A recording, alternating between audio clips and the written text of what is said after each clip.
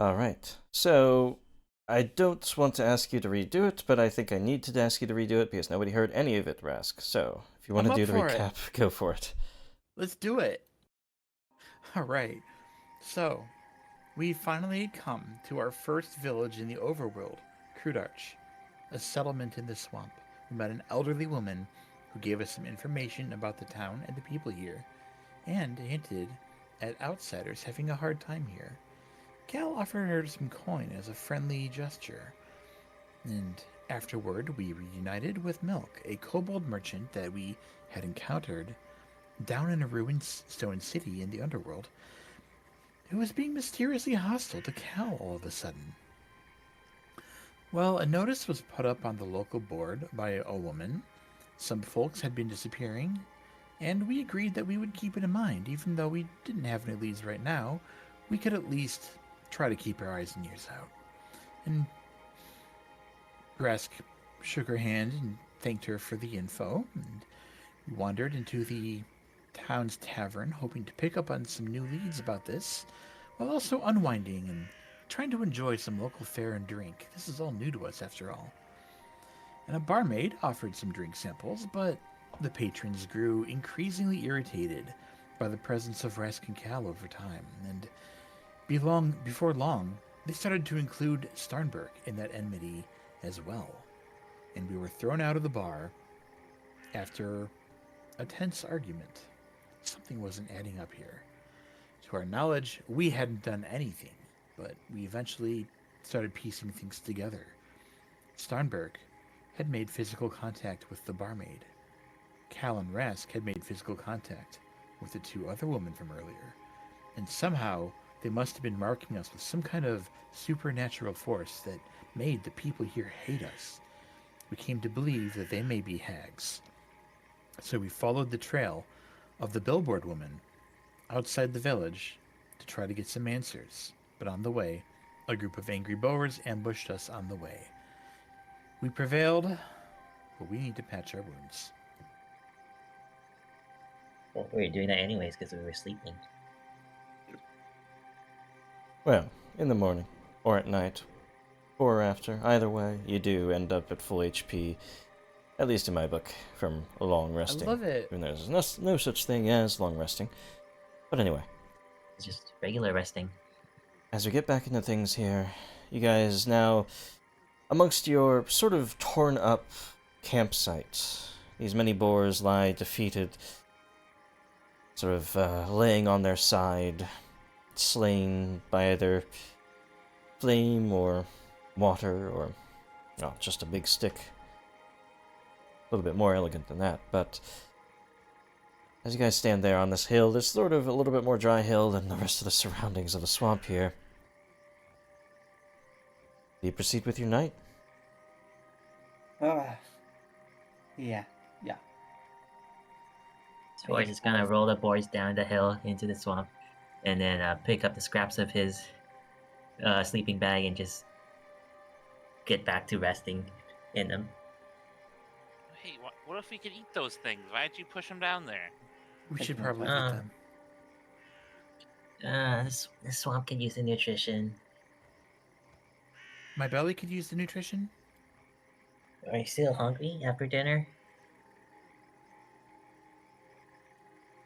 Implying that I really got to eat much of anything. Well, I certainly had a good meal right then and there, though I would rather go to sleep. How about breakfast? Sure. Ah. They're probably kind of ruined now. You know, that gunk. You can fish it up later. They're already old gunky because they had to get through the swamp to get here in the first place, you know? So what, they've been marinating in the swamp? Yeah, everything that lives in the swamp has been marinating in the swamp. So? Well, a few more hours ain't gonna hurt the marinade, you know? But we could do it, we could worry about it in the morning. Anybody else doing anything before you sleep for the night? Nah. I'm taking a tusk or two from the boars before resting. Who was it that was keeping watch for that night, actually? It was me. Alright. Oh shoot, I gotta. I kill am Walter so for a impressed that little you longer. remember. It was even though you just looked there. it up. Well, I remember because it was my fault that the boars were able to ambush us. Yeah. Well, if it's... We could say it was the Bower's fault for ambushing us in the first place.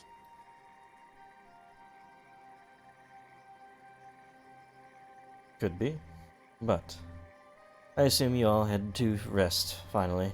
Picking up the pieces of your tent, sort of pitching them again. Cover you from the many... well, insects and other things that would creep around in the night of the swamp. And as you are lulled to sleep, by the croaking of the frogs, the many, many frogs, the chorus of them that is out in the swamp here, it is not a quiet night for all of you. Spores, I'd like you to move down to Whispers with me.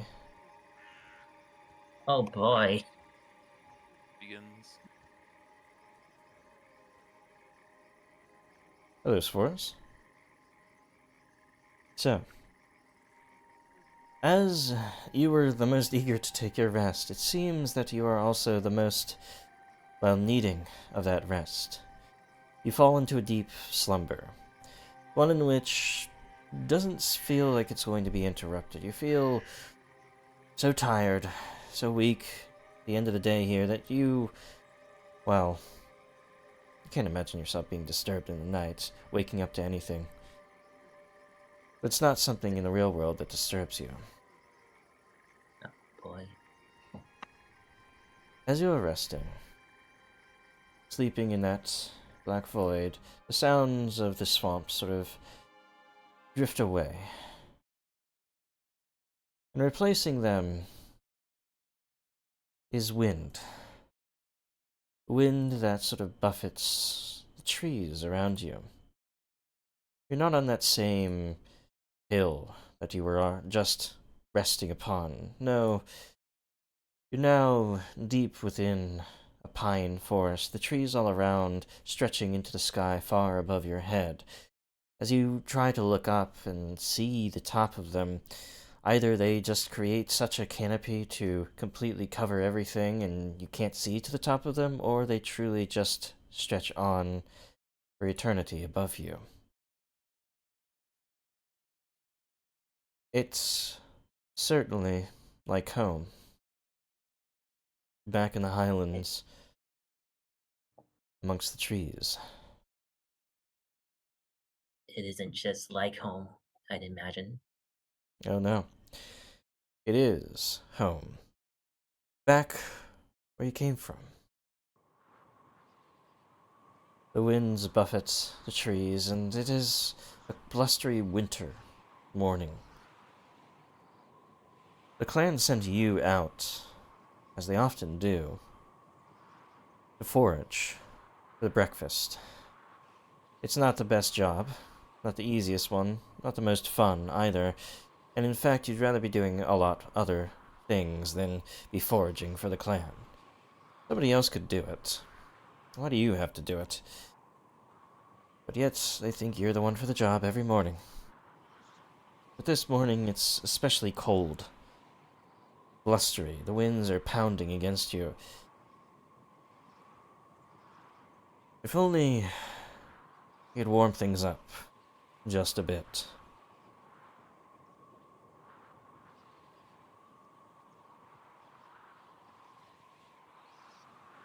Spores knows exactly how to do that.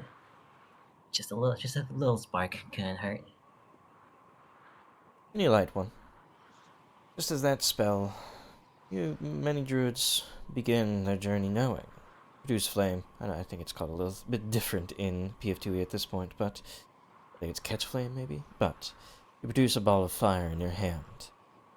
It simmers there, providing you warmth, and guiding your way through the sort of wee hours of the morning where it's not exactly bright with sunlight. Yet, a flame uncovered in such blustery winds,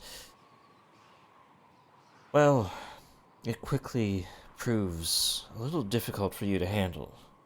It sort of has these sparks flying, shooting out from the side in the wind, and you're not going to put yourself in the face of the wind where all those sparks are going to fly into. So you sort of almost in a panic, fling off the fireball down into the earth. You think it'll do fine, and there it just smolders for a moment. And you think it's going to go away. You stamp at what you think is the remainder of it, but the winds have already caught the flame. You begin to grow, and grow, and grow all around you. No matter what you do, your own winds, and you are never good with water, can't do anything to stop the fire from spreading.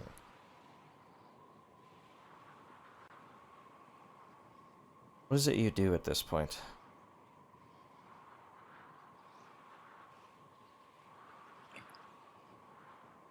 At this point, Fours runs away. He doesn't want to be here, at least. He doesn't want to burn, and not enough thought has been put into where the fire is going to go as he tries to make his way as far away from where he is as he can. Oh, but as you are trying to run, the fires seem to catch up to you. They seem to be wherever you turn. It's almost, well, not possible that the fires are catching up to you or being around every tree as you rush ahead. And you quickly realize this is no simple recollection of what happened. There are details that are missing, and you realize that more and more it's a terror to experience this.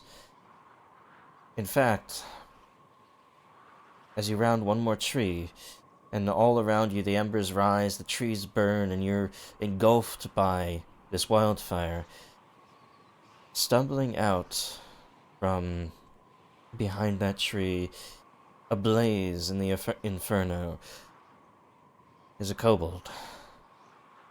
Faceless. Your mind stretches to realize who this was, fearing that you did this to somebody. But all it can draw is a blank. You didn't want to remember. If at all. What you caused and what... well... what a problem it was for anybody caught in its way.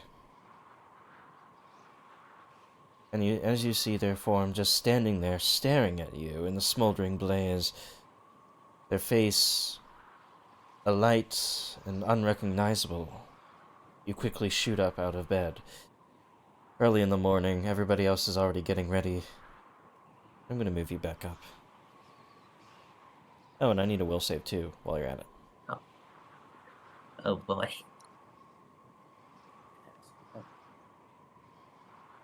As you guys are getting ready in the morning, Sforz shoots up out of bed. If a kobold could sweat, he'd be breaking out in one. I have some water. I could use that to simulate it. Yep. Oh, Ugh. As far as you have a nightmare about these boars or something? Yeah, you yeah. you look kind of pale. Yeah. Also, probably all the alcohol getting to my head. Ugh, it feels awful. Well, I should drink some more to get over it. I'm sure a nice day's walk is gonna get your head back in the right spot. Sforz, Yep. you awaken without proper rest. You are fatigued. Alright. Oh, there it is. Your eyes have trouble staying open. Your muscles resist any action. You don't feel great. Not at all. There you go, it's back. Sorry It's about that. quite obvious to the rest of the party as well. Let's get some meat in your belly and maybe you'll feel better. Yeah, you don't look too hot. No, I'm fine. I'm good. Just a little hangover, you know. Everyone's had their days like this, right? Everyone went out to drinking a bit too long. I well let me. You'll feel better with some meat, probably. Gosh, I hope these taste good. Yes, plenty of normal days being cursed by women in town. Very normal stuff.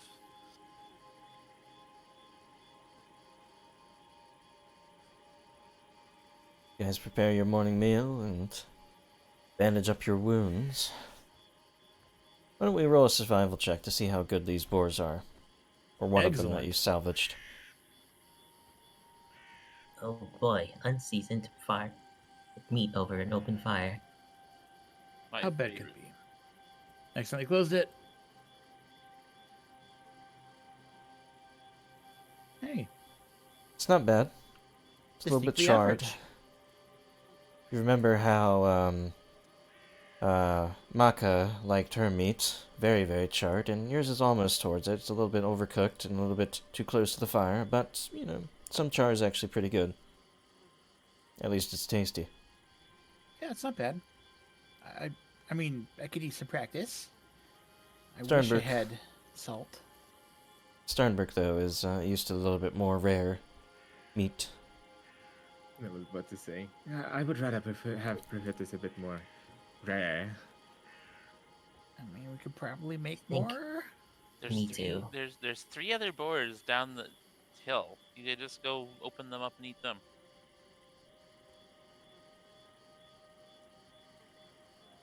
I mean, my Forrest belly's barely gets a few satisfied for now. bites. Forrest barely gets a few bites into the charred meat before he has to put it down, and he just switches to his rations instead. But even that, he can only nibble a bit. I'm not very hungry anyways. Well, let's get to that walk, right? Yeah.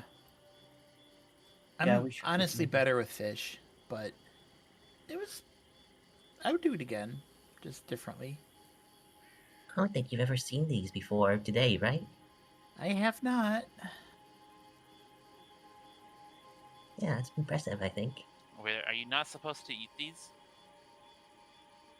Is there a common dish up here? More for the common man, but certainly always appreciated. I like to think that I qualify as the common man. I think anything up here you can eat if you try hard enough.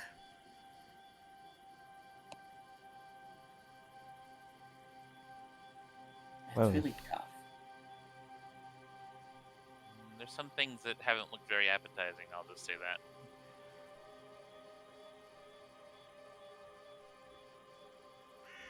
So, are you all ready to continue on? Yeah, I don't want to stay here. It's me. Alright. One of you unfurls the map. I should give it a little bit more lighting because it's not dark. There we go. And yes, there have been some additions to the map, as I can tell. I think Rask has a new body. I don't remember that, but very well. I think he's supposed to look like a fish. Oh. You risk screaming, "I'm not a fish! I'm not a fish!" as he goes underwater and breathes through his gills. But as you guys are perusing the map, you realize that you don't exactly know where the trail picks up for that, well, for that person you're following here. Sort of found a good campsite, but you have to sort of retrace your steps to continue following that path. Who wants to be the tracker for this? Gotta be me, because I'm fatigued. That sounds like a me job. Alright. And is anybody filling in the map along the way as well? Surveying, as it were? I think Cal had been doing that last time. Okay. And the rest of you, what are your exploration activities, so to say? I'm still searching. Okay. Keeping an eye out.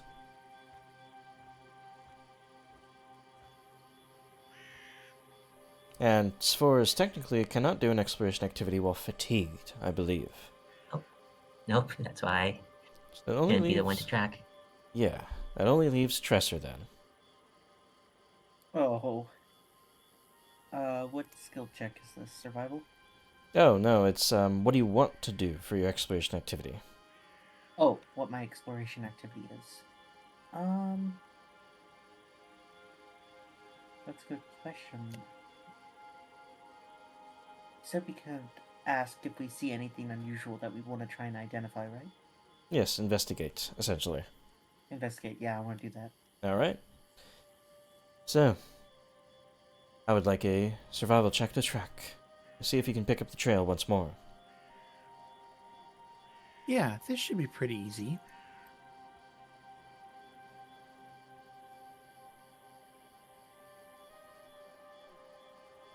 $22. As you're looking along, you realize that you sort of have to double back, as the trail leads you back towards the north, over the river once more. Luckily enough, again, the river is lazy enough, easy enough for people that are specialized in water to cross, so you guys eventually do so. As you are entering this new region, about 5 miles down the way, though it is not an easy 5 miles trudging through the swamp, takes you a few hours at least. Or I should ask actually, I need a survival check from Cal for filling in the map here, as you're surveying this new environment. I will attempt to do so. You do it easy enough. There surprisingly are more landmarks here. There are more sort of lakes and sort of bogs and even hills here and there. But you're also noticing a change in the flora. Things seem to get a little bit more wild, tangled, and difficult to trek through, sure, but also a little bit more alive. Many of the plants seem to sort of sway of their own accord with the wind, almost like seaweed swaying underwater, if you knew what that was, but, you know. It's a strange environment. It's a place that seems untouched by any humanoid for quite a while, and probably for good reason. It's beautiful, though. It's very green. But as you're following the sorry, go ahead. A bit too wild for my taste. As you're following that trail, though, it seems as though it goes out into one of these lakes. And basically, well, you can't track through the water unless they were walking on the underside of it, which even then it would be nigh impossible for the skill sets that you have. You're not sure where they went in this lake. But at least you do see, as you're scanning out across it, a couple of small islands. Does It's as anyone good a think place they as any can, to start. Actually, does anyone think they can search the entire lake in a minute? I have this. I can hold my breath longer than that. Well, if I cast this on you, you can hold your breath for however long it is normally, and then for 1 more minute. No, I don't. I think I think I can hold it longer than that. So this lake, like, about how big is it? It stretches out, about a mile, you'd imagine. It's pretty big. Searching this whole lake is going to be very difficult, especially if the two of us are going to be searching underwater. Yeah, that's rough. could always check out the land. Cal points out the small land mass, isn't it? Absolutely. But how are you gonna get to them? Swim. Swim. Can't we just use a boat? Or literally anything that doesn't require me to get wet again? You guys can swim, right? I can swim. I just prefer not to. Well, Cal looks one direction down the shore and then the other direction down the shore. I don't see any boats here, do you? Starbuck just sighs. No, I suppose you're right. And before there's actually a boat like on the shore over there that he missed. That Roll would be perception really check. funny. As he does a double take. Nope. No boats. Oh, well, Starnberg doesn't see any. I Do was I more smell asking any out of boats? Cal. What does a boat smell like? Rotten wood, probably. Is there a rotten boat within 30 feet of Sternberg? Cal, or Starnberg doesn't. Starnberg focusing on the smells. Well, he smells the fetid bog of this place, and it's not a pleasant smell. He's been avoiding smelling for a while. But Cal, actually, as you look out amongst the reeds, you do notice a tiny sliver of a darker piece of wood. Sort of, maybe a minute's walk towards the right. Oh, wait, there actually might be something over there. I don't know if it's a boat, but maybe it's a big chunk of one of these tree things or something. Do they float? Let's go check it out. As you head over and sort of cast aside the reeds, hidden amongst them is, in fact, a canoe. A small one. And one that doesn't seem to have been used in a very long time. There are reeds that are sort of, or there are, vegetation that seems to cover some of it. And it looks like the back end of it has sunken into the water. Well, I guess I'll pull it out and assess its condition entirely. The back end of it, having been waterlogged for so very long, is extremely rotted. But if you shore it up here and there, maybe you could get it to work, but that's not exactly your area of expertise. It really isn't. I had that one boat, but I didn't really take that good care of it. When was the last time I patched it? Well, Where did we leave it? Where's my boat? Well, I know boats, and you know repairs, right? So maybe the two of us put our knowledge together. Yeah, I can try. Cal crosses his arms and just watches. Alright. I'm just happy we found a boat. Please Ras- go ahead. Who do you think fixed our boat all the time?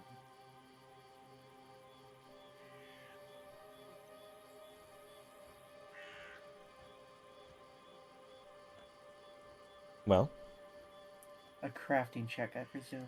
yes. Let me take care of it. I fix our old boat all the time, so I want to propose aiding with sailing lore. Okay. Well, it's not technically sailing, but yes, go ahead. It involves boats. I mean, I mean, you have to prepare the boat while you're out sailing, I imagine. Yeah. No, I mean there's no sail on it. That's the joke. yeah. Chesser, what you could help with is going to help finding some like of those big reeds or something that we could use to tie. But I use this to buy like one item or tool that would help this. Oh, of course. There's hammers. A hammer or like a little bit of tar, maybe, or rope, Or a sail. or sail. It's a No, canoe. For the purposes of it, you had one item, or you prescient planned one item that will definitely give you like a +5 to this crafting check. Okay, you cool. pull 'cause out- I have 0 proficiency in crafting.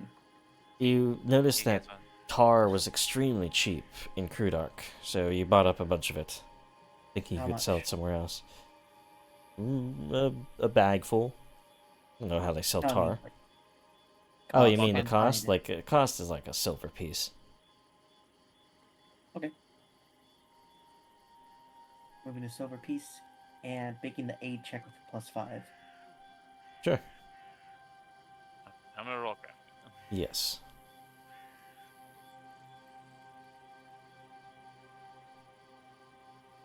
Well, +5 actually did make that. I thought, for some reason, I thought Tresser was the crafter. Never mind. I was thinking that too for some reason. He Yeah. has +0 to crafting. Well, either way, Cal, having much knowledge of boats, which I could even give you a bonus on that too, you shore it up plenty. The rotten wood is kind of disgusting. There's a few maggots that are running around in there or whatever.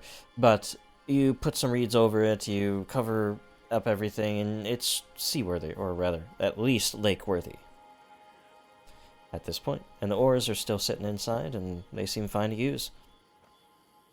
Doesn't fit everybody, but 3 of you could fit inside. We can swim along the side. Yeah, if the 3 of you think you can handle rowing, then yeah. Your boat Yeah. awaits, Your Majesty. He If kind you're of not Ah. comfortable with it, we could take trips. Rowing, that's easy. Spore struggles to pick up a row, an oar, as tired as he is. Well, at least you're not swimming. You looked one time at that lake as your allies were suggesting it, and you were not sure if you would survive, as fatigued as you are trying to swim out that far. Are we gonna have to make 2 trips? Is one of us gonna have to row this boat? Well, Starnberg, you imagine you can row it pretty well. Well, yeah, but would I want to row this boat? No, just kidding. I suppose I can row this boat for you with your small arms. Hey, thank you, Stunberg.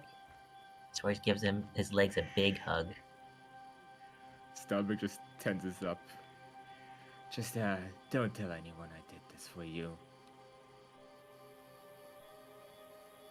All right. So the 2 who easily swim, who have a swim speed essentially, easily go alongside the rowboat as Tresser, Starnberg, and Sforce pile on in, with Starnberg rowing. It's easy enough to row across a still water, so I'm not even going to ask for a check. As you guys make across, the calm waters, and, well, the calm waters, I should say, the especially calm waters, you notice that looking down on their surface, it's almost as if it's a mirror. It's so easily, well, reflecting of your, well, statures. Everyone except Starnberg, of course, who still doesn't show up even in the mirror of a fetid bog, that being.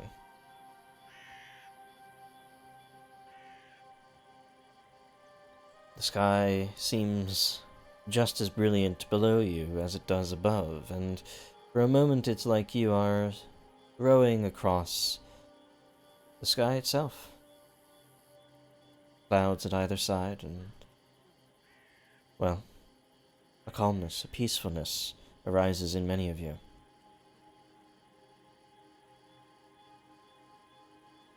It's a rainy. Voice. It's a nice, calm corner of the swamp, even though it's a swamp in the end. Spore has to hold back the nausea as he's hungover, fatigued, and on a rickety vehicle over water. Is this water very clean, or is it really murky and hard to see under the water? Cal, as you go under the water, it's actually quite easy to see, because probably it's so calm. It doesn't bring up this, it doesn't sort of make the silt, churn or anything. As you look under the water, you see maybe about 100 feet around you before the silt does, impede your vision. Just simple waters. Strangely, though, you don't see any fish, any other creatures at all. in these waters. Oh, that's weird. This Hope lake's that doesn't kinda- mean there's some. Hope there's no apex predator in there, huh? This lake is kind of weird. Well, Starn isn't in the water, is he? I would not call him an apex predator. I'm sure I can eat him if I tried. Oh, come on. I can't make one joke about it.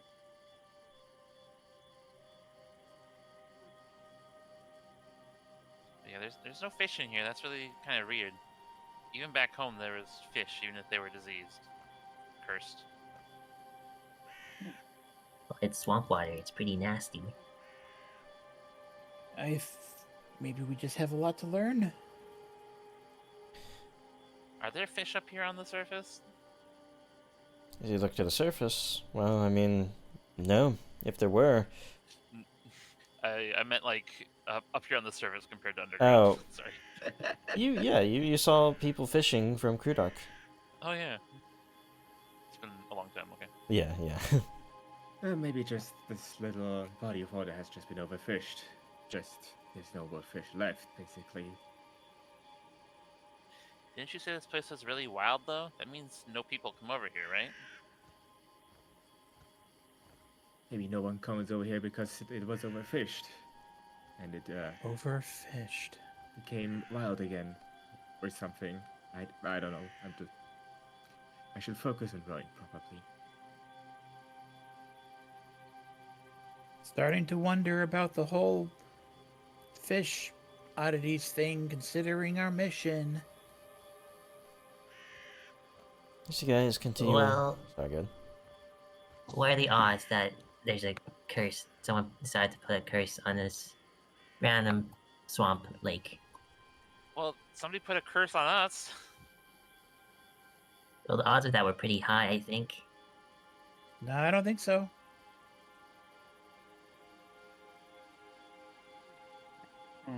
Well, there's certainly something going on. Maybe the curse has been here longer. Maybe the fish died out. At a certain point, Resk's just kind of like floating on his back, making conversation, using his tail to propel himself. It's calming, certainly. It's a lazy lake, as it were. But before long, as you guys are conversing, discussing possibilities, those specks of land hove into view. New vocabulary word. And as they do, you notice that they're not actually that large. Perhaps that's why it felt like you got there so fast. They looked like they were big and far away, but they were actually small and close. Do you guys make it ashore? Nah, turn back. I'm just kidding. Yeah, let's go up. Mm-hmm. I'm gonna move you guys over to a new scene. Well, we came all this way. We're not just gonna not look at it. Nah, I feel like doing something else. I'm I'm gonna push you in the water. gonna go back to the bar. That would be a good idea. I laugh, but we've had players Oh god. in various games. Yeah, I don't really understand that kind. I've seen that too, where they're just like, nah. I'd go back to the bar and flirt with the waitress. Well, I put there's a hook right in front of you. Your allies are going out. Like it was a swamp as well. But anyway, yeah. I mean, we're going specifically here. Yeah. They must not have liked the weather. I guess, I don't know. But, you guys arrive here. This island is swampy, just like the rest of the swamp. Who would have thought? But it does seem to have a few trees that sort of ring the outside of it. And between those trees is sort of this line of vines and kudzu and such that make it almost a wall that has surrounded this island. You okay there, Swords? Gonna get sick in the boat? Don't worry, I'll make sure to get sick outside of the boat. And even on this island, it seems that there is nothing to disturb the air itself. There's no croaking of frogs or insects chirping or buzzing by your ear. The wind seems silent here as well. Brings a bit of comfort to Sforz.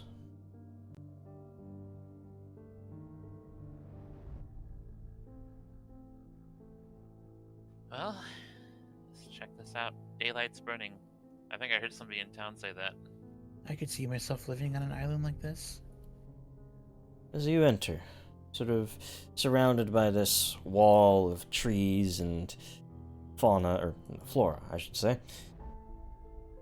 Starnberg, being the first to step in, you step on something that crunches underfoot. Looking down, a loose bit of bone.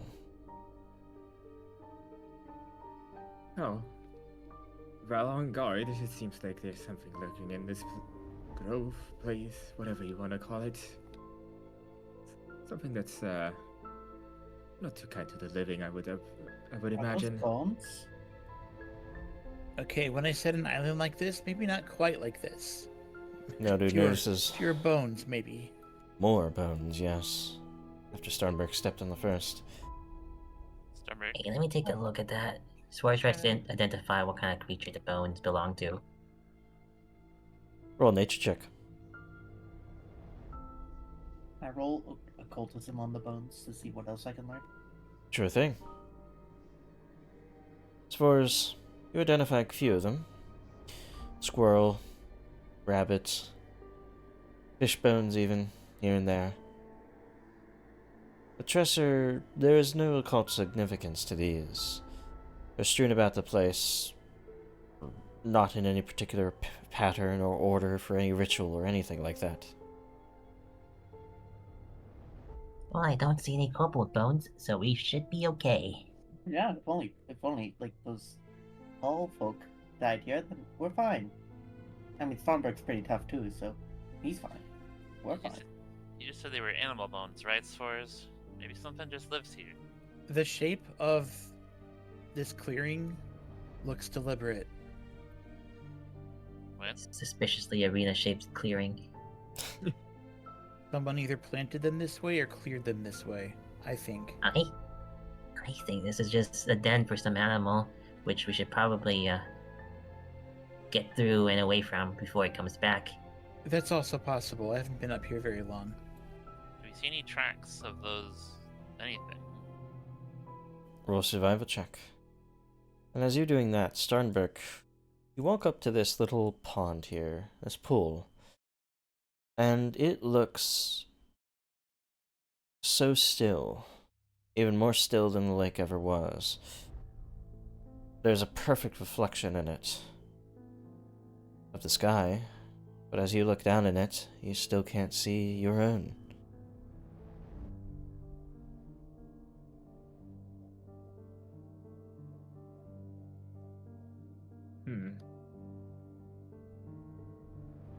Cal, there are signs that something moved through here. A couple of times. Can't tell if it was recent or not. It's a small clearing and you don't really see anyone here. This little stone, this large piece of stone rather, is only about a few feet high. Starberg can easily see over the top of it, around the other side. I'm gonna look down into the water, see if there's anything in there. Me too. Cal, as you're staring into the water, you're staring at yourself. And for a moment it feels like the self you're looking at is a, well, mentally open version of yourself. A version of yourself that seems to reveal everything just back to yourself. As a perfect mirror, it not only mirrors your physical body, and as a psychic you're understanding this, it seems to also mirror your soul back to yourself. Your true nature, your true self, or your true memories. As you peer into it, you explore a bit in that reflection. You remember childhood memories that you had forgotten for so very long. This deep sense of deja vu, but confirmed deja vu, where, yes, you did experience that before. Yes, you were at this one place at this one time, but you had forgotten about it for so long until you peered back into yourself from here. Is there anything you're looking for? Oh, that's difficult. A question you have that maybe perfect memory can serve. Sometimes, as a child, when, well, your adult self doesn't exactly recollect very well. It can be anything you imagine. It seems perfect. Or do you tell the others as well about this property? I'm gonna look to the others first, as I think on this. There's something strange about this. I don't know if it's just me or maybe you guys can, but just look into the water. Oh. You will understand. Yeah. Okay. Boris looks into the water for a moment, but then reaches out to disturb the water so that he can see past his reflection for what's down there. Rask indeed has been looking into the water. Roll perception checks for us. Starbuck is also staring into the water because everyone else is, and he's trying to figure out what everyone else is staring at. As far as, nothing seems to be down there, just silt, stone underneath your reflection. Well, doesn't seem to be much. Let's see what you're seeing. Boris just gets up and doesn't bother looking into the water anymore.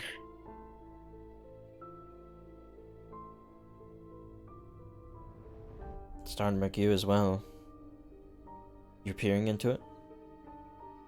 Yes. I'm gonna look too. You all, again, recollect things that you had nearly forgotten.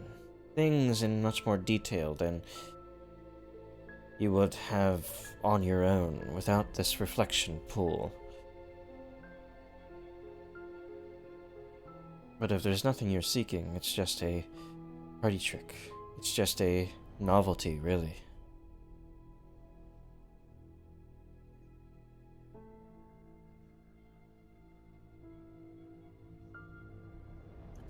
Things we're seeking.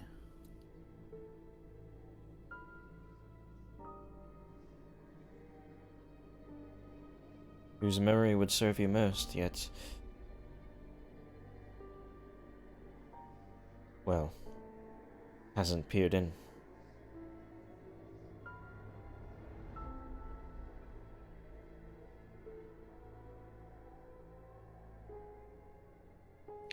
What do you guys see? Do you see anything? Feels like I can remember things.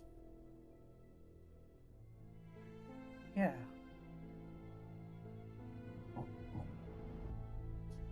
It feels relaxing, yeah. It stimulates the mind in a way. Rask looking into this, to be perfectly honest, the thing that is the most coming to his mind is probably not going to be helpful to this group in any way whatsoever. Well, what comes to But mind? he'd be looking into this thinking about his birth parents.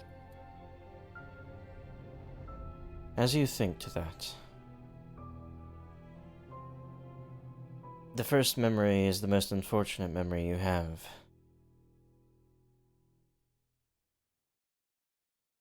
Back on the boat.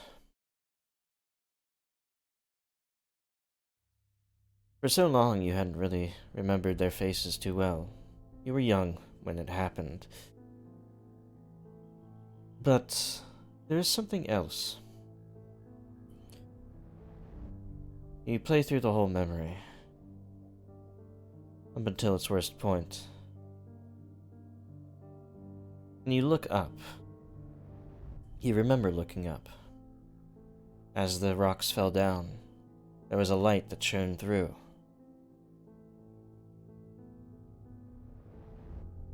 That light, as you peer into it, and as your eyes were able to scan through, you're mostly blinded by it, of course. but now with perfect, pure recollection. You see wings in that light. Pure white Wings? feathers. Feathers?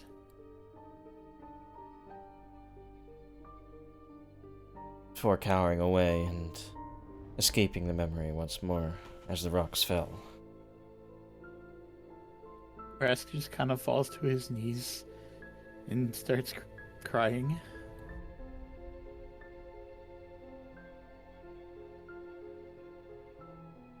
Gal steps away from the lake to go comfort his brother. I saw it. I saw the light. I saw the light. I swear it was real. It was real this whole time. The light was real. But what light are you talking about, Rask? When the accident happened, the light. I don't know. I know I've said the light before. You probably remember it, but it was real. There really was a light way up high, and I saw. I think feathers. I'm so confused.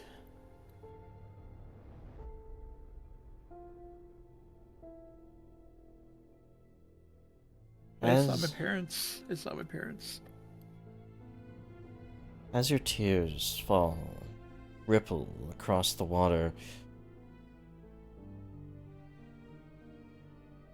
Tresser and Sternberg, I want a perception check from each of you.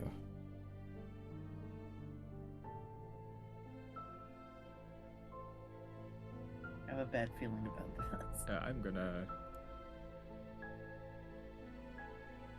Oh, this is great. I love it. I'm gonna keep my roll because I feel like I deserve it for some reason. Neither of you really notices boys. anything different. You're maybe concerned or even annoyed in one person's case of your allies showing of, well, emotion. You're distracted enough that you don't exactly notice. Those ripples seem to ebb through that water around a figure that up until now had rested underwater completely invisible within it, breathing its, well, oxygen, surviving there only through its own abilities. But now the waters shake as that invisible creature, whatever it is, rises out and reveals itself. It has been a long time since I have tasted the tears of one so pure of heart. I have to thank you. This green-skinned, white-haired woman, of course, a hag-like nature, simply basks in the suffering, in the despair of Rask for a moment, then casts her eyes all around each of you. I must say, for all of you to come here and deny this place's gifts, all except the one, well, let's just say I want to keep your friend around, but all the rest of you can be fodder for the leaves. No, you are not. Rask is not staying here. Thank you. And I don't think we're going to be fodder. I thank you You just for the leave. gift of what I saw. But I'm not staying. I have enough bitter memories as is. I don't need to look into them too deeply. But it was I who brought you here. I who brought you those memories, sweetling. So pure of heart I knew that to be faced with the past, to be faced with its horrors, you would be brought low. Just as I brought your friend low just last night, presenting them with their incomplete story, one that they run from. Even now, at this very moment. She points over towards Spores. I don't know what you're talking about. It's no use lying. Your allies see how you toss and turn in the night. How you... My internet cut out for a second. Can you guys hear me? Yeah. Yep, welcome Yeah. back. How Stream you- is down. What's that? Stream must be down. I mean, No, I see the stream going. Yeah, I Okay. think it, for a second, lagged out. I think it blipped. Yeah. My VTuber is also lagging for some reason. Okay, there we go.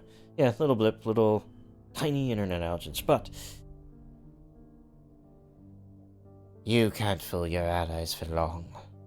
You can't deny what happened. For I showed your allies, many of them, what it is like to be an outcast, but you know it at heart. That's why I didn't need to lay a finger on you. You're already so familiar.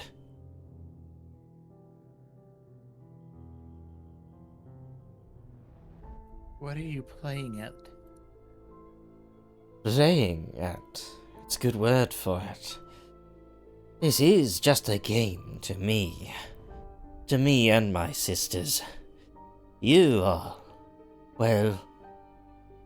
Even if I am slain here, our objective may still yet be complete. I was simply tasked with making you all to be the black sheep. The sacrificial lambs, the ones at fault. An easy target for the people of the town to blame their soon-to-be troubles on.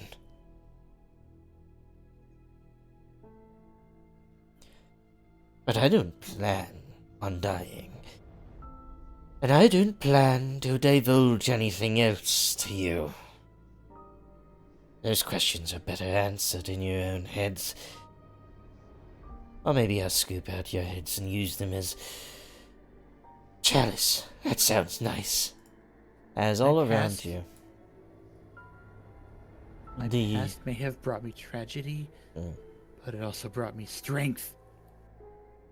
As all around you, the wall of plants begin to writhe, and out from them, shooting out from this wall, are these many, many vines spined along their sides, threatening to consume the whole glade. In fact, they each start things off with unleashing writhing plants across the ground as a reaction to your presence. And then we'll go to initiative. Woohoo. And all of a sudden as well, rain begins pattering down almost on cue. There you are, sister.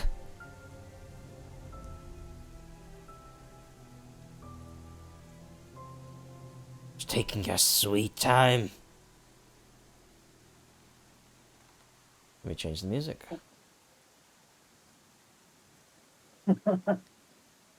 Well,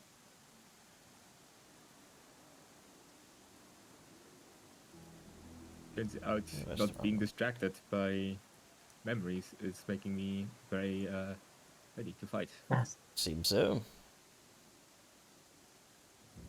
Refusing to reflect is helpful.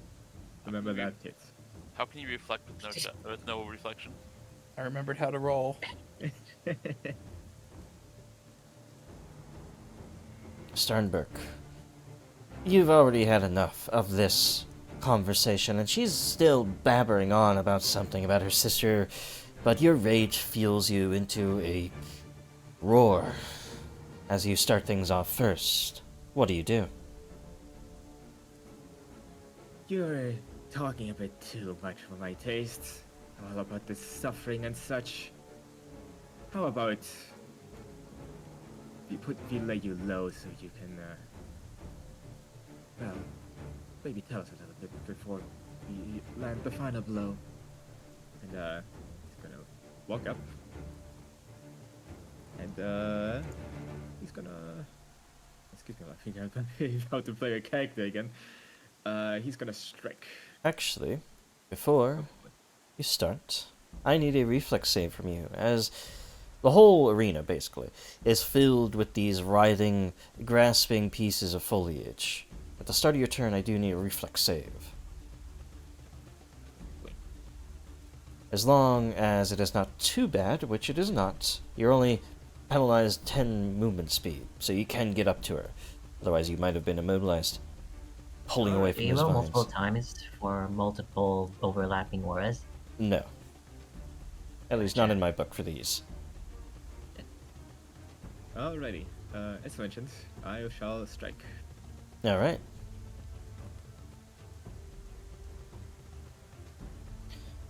You Alright, swing out towards them. Are you reroll? No. Okay. As you swing out, she sort of ducks into the water a little bit more. And you whiff across her head. Anything else you do? Yes, I'm going to strike again Okay. with backswing. Using the momentum, you swing around one more time, but your rage caught you and hasn't really guided you, though. You miss once more. Hold still. How are you so agile? It's, well, many things.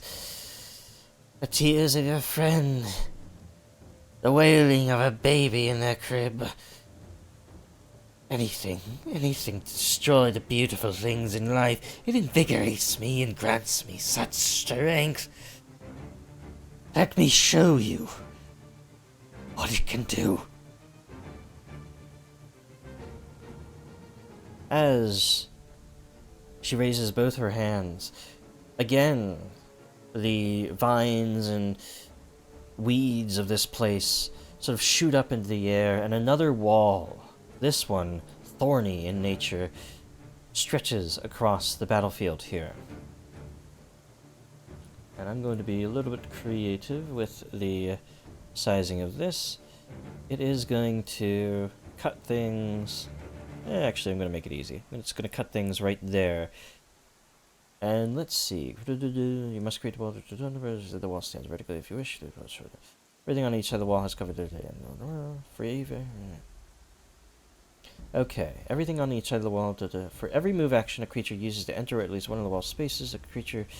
okay. So actually, she's going to be a little bit more clever with it and extend it from this all the way up north, cutting off most of your allies. And Spores, I don't think it matters for you because you're moving out of it at the start of your turn, and it's not necessarily an opaque thing. You sort of push through a wall of thorny, like a thorny bush that you're pushing through. You're sort of surrounded by it, and you're having a hard time seeing through it. As that comes up, it sort of divides you from each other. Now, as it's coming up, another vine shoots out from a wall straight towards Tresser. Oh boy. As this assassin vine reaches out for you, you just barely sense that something is coming and duck away from it. Huh. It's gonna go for another Oh wait, strike. the wall. Hmm? Sorry, the wall can't. The wall can't be placed on creatures, can it? It can, yes, because creatures can move through it. So its edges don't pass through any creatures or objects. It says when you are creating it, or the spell is lost. So its edges don't pass through any creatures or objects. Open space, so its edges. Okay, so for the purpose of it, shift it over to, here, I'll do something like this. Basically, it's going to do the same thing. Fuck. Okay. I probably should have brought that up. This is just gonna be in There. some weird finagling now. Probably worse for you now. As it stretches across here, it's going to go into that square instead, though. So, let me make absolutely sure it is exactly right. Ah. And maybe I can do the other direction. Avoiding creatures along the way. Had to be in this perfect formation so that it's really hard to use this spell.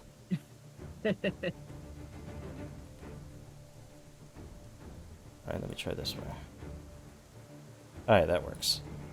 We'll do it like that. So, not crossing any creature. Now, this vine did strike at Tresser here, and will deal some damage.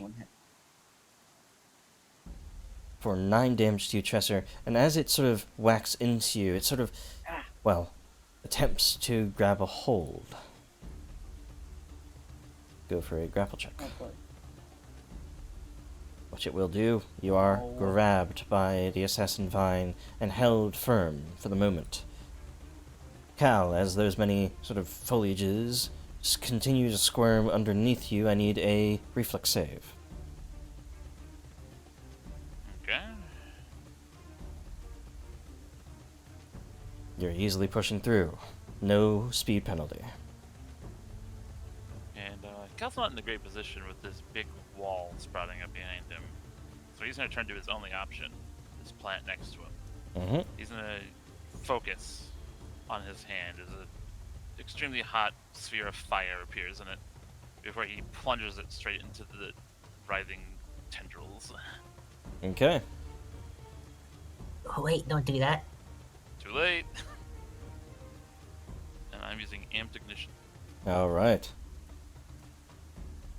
Pulling on as much power as you can. Your intrinsic psychic knowledge of entropy itself. Doing the dice. Reroll it. Okay. I want a hero point for Rask. And hero point for Sforce. Oh, thanks. Unfortunately, Cal, you're so surprised by it, and you're not exactly sure where it is amongst this wall of vines that it just goes right through and doesn't hit anything of substantial note. Alright, to follow it up, I'm just going to cast Shield on myself. Okay. Falling back into a defensive stance. Now, we go to that vine that you had just tried to strike, and it is going to try to strike right back at you. As a tendril flies out towards you, it will critically strike. As it sort of gets around the shield, you I'm use gonna the shield. Use the shield. Yes. Use the shield. The shield shatters under its massive blow here, and it will definitely go for a grab against you. But, actually, it critically fails as it's sort of puts so much momentum into that strike, it sort of overextends itself. And, you can either try to grab onto that vine that shoots past you, or sort of twist it up to make it fall prone. I'm going to twist it. I'm going to try to knock it down. Okay, that is automatic. You force it to the ground. It is definitely going to have to spend another action to reorient itself, getting back up then. And a final action, it will go instead for a strike against Rask. As it does, it just barely hits Rask, but it can't go for a grab, it's just lashing out at anybody it can, and it's weak even at that. Alright, Nice. so, Sforz, we go over to you. Professor, who are you gonna kill?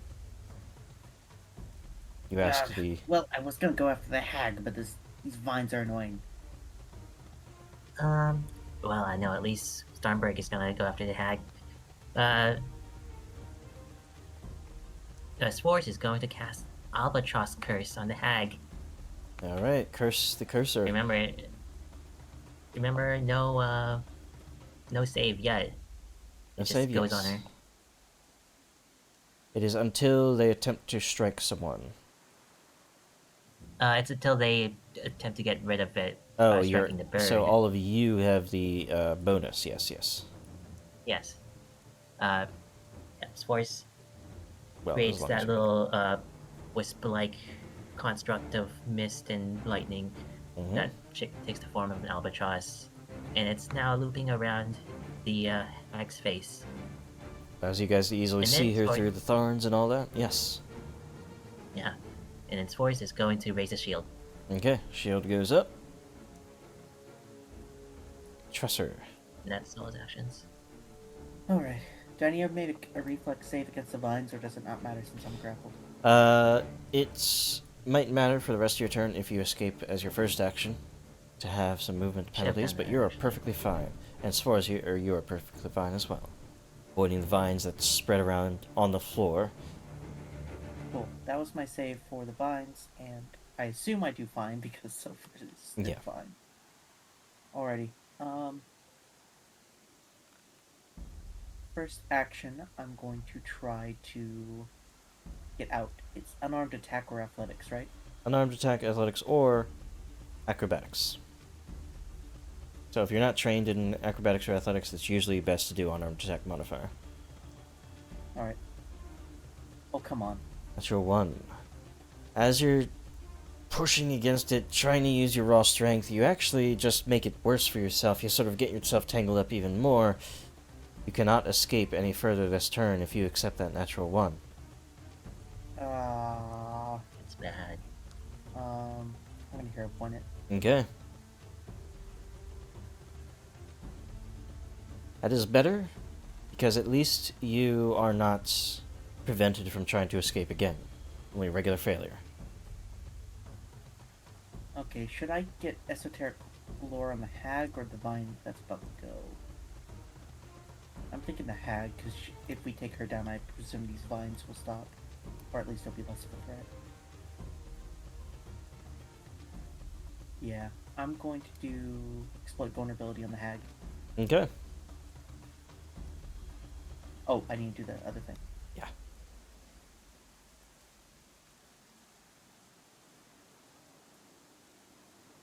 You don't find much other than, well, her natural personal antithesis, something you come up yourself with.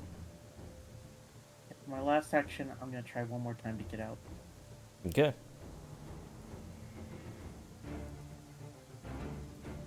I'm angry. You're still stuck, unfortunately. As the vines from the walls are shooting out and holding you firm.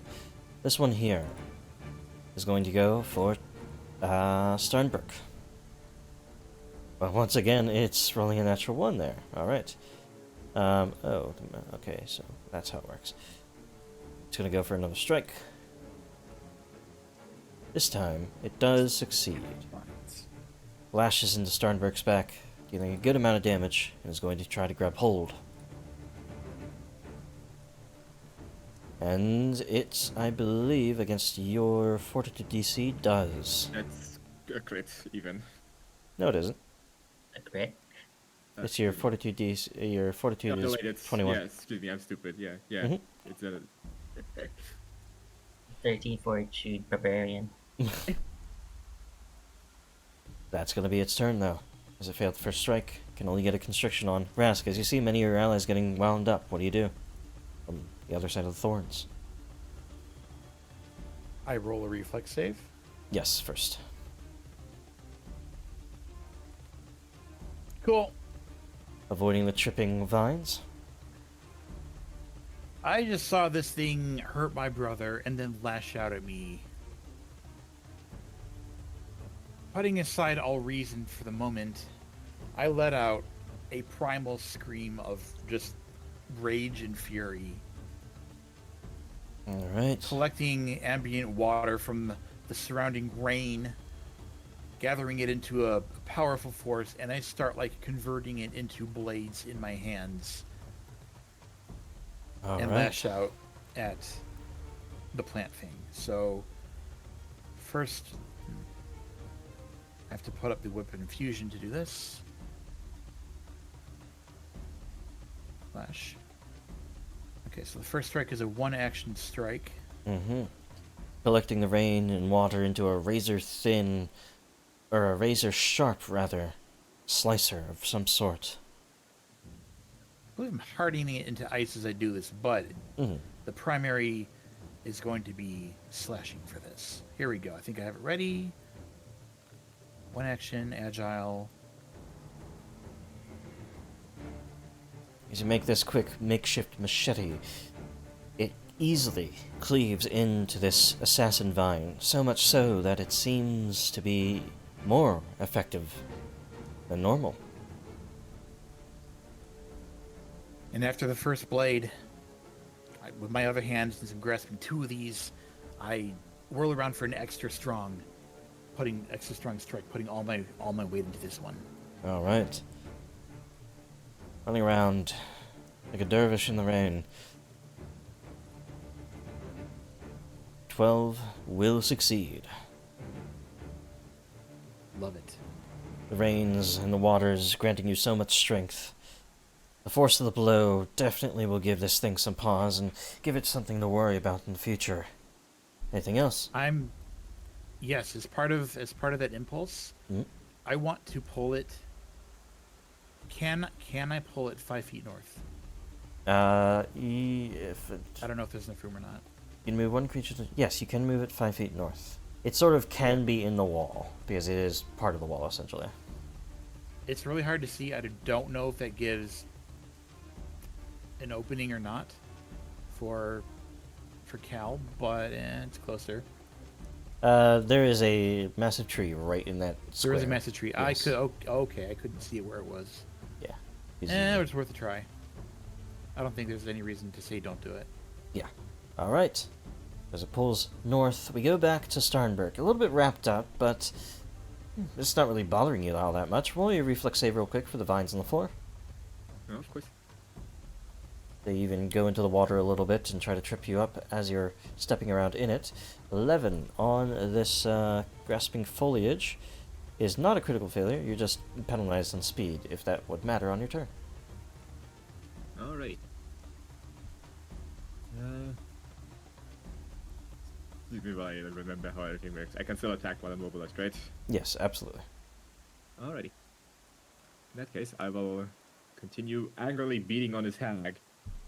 Like, freeing an arm just enough to be able to swing it in her direction. Absolutely. Grab is basically them getting a hold of you, but not constricting any of your attacks or your arms or anything like that. Just preventing you from going anywhere. You fail at this strike, though. Business as usual. Multi attack penalty strike. And always turn around. Especially with backswing. Might help. It's not letting me apply backswing for some reason. Just roll it and we'll add +1 on the end. Well, 3 on the dice. Alright. I do say that you are following along with your usual. One more action. Texas rolling terribly in tabletops. This is normal. Glad to have you back. Always happy to be here. Let's go for a third one. Oh, there you go. But you gotta play a It's class worth where all the the enemy time. has to roll for themselves rather than you rolling. That's how you do it, right? Yeah, of course. But at least you're keeping her busy as she's continually dodging from your strikes. She doesn't seem to care about the albatross so far. This doesn't seem to be bothering her in any way. She is, though, at this point. Let's see. Papers.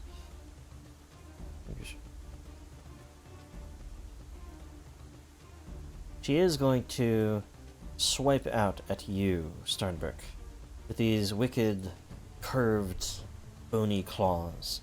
He does hit. Oh, not me. Oh no, she took the trap witch option. Amulets and lance on him. Alright, that should almost deal with all of it. Nuh-uh. So basically you just take 2 damage there. Give yourself 6 back.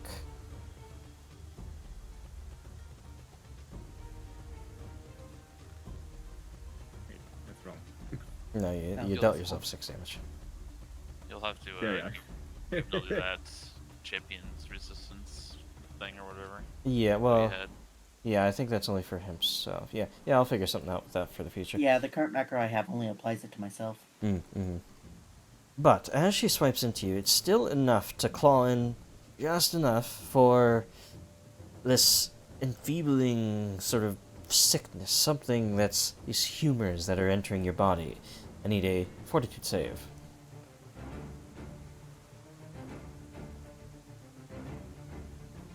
But, well, actually, unfortunately, you miss the DC by 1. You do become enfeebled as your body feels a little bit weaker in the presence of this hag. Basically a death sentence. I would stay by you, but I have other business elsewhere. Going to move down this way. Around Tresser and away from Starnberg. Striding. She does so.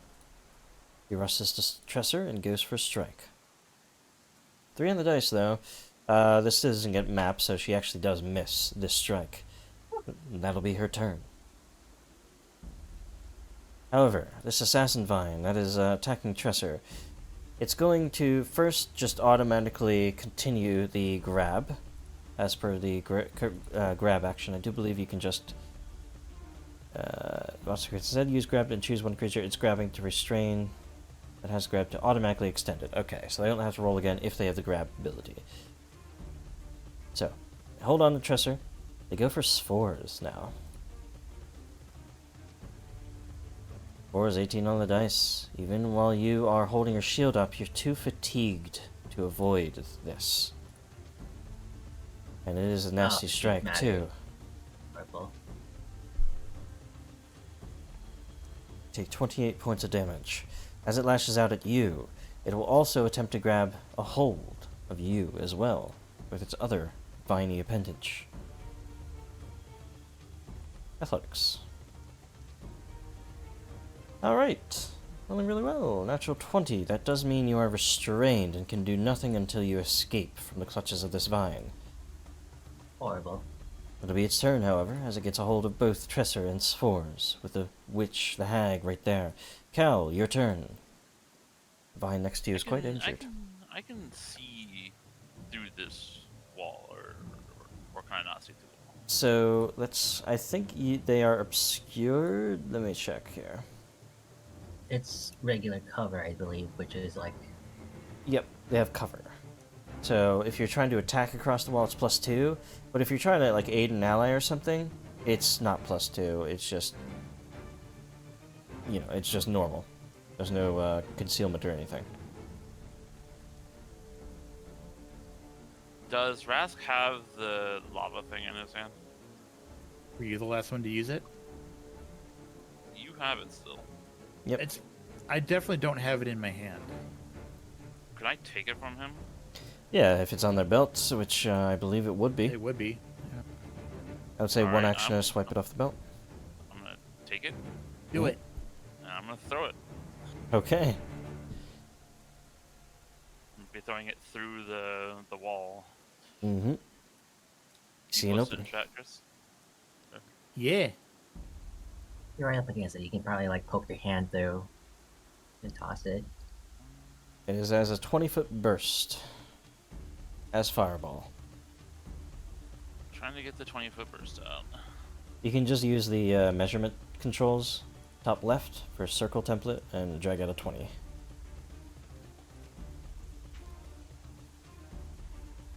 That is not where it is, just as a note. Yep, it has to be on a corner. I actually don't know if I can use this. You can throw it right there. It's been really weird. 1 second.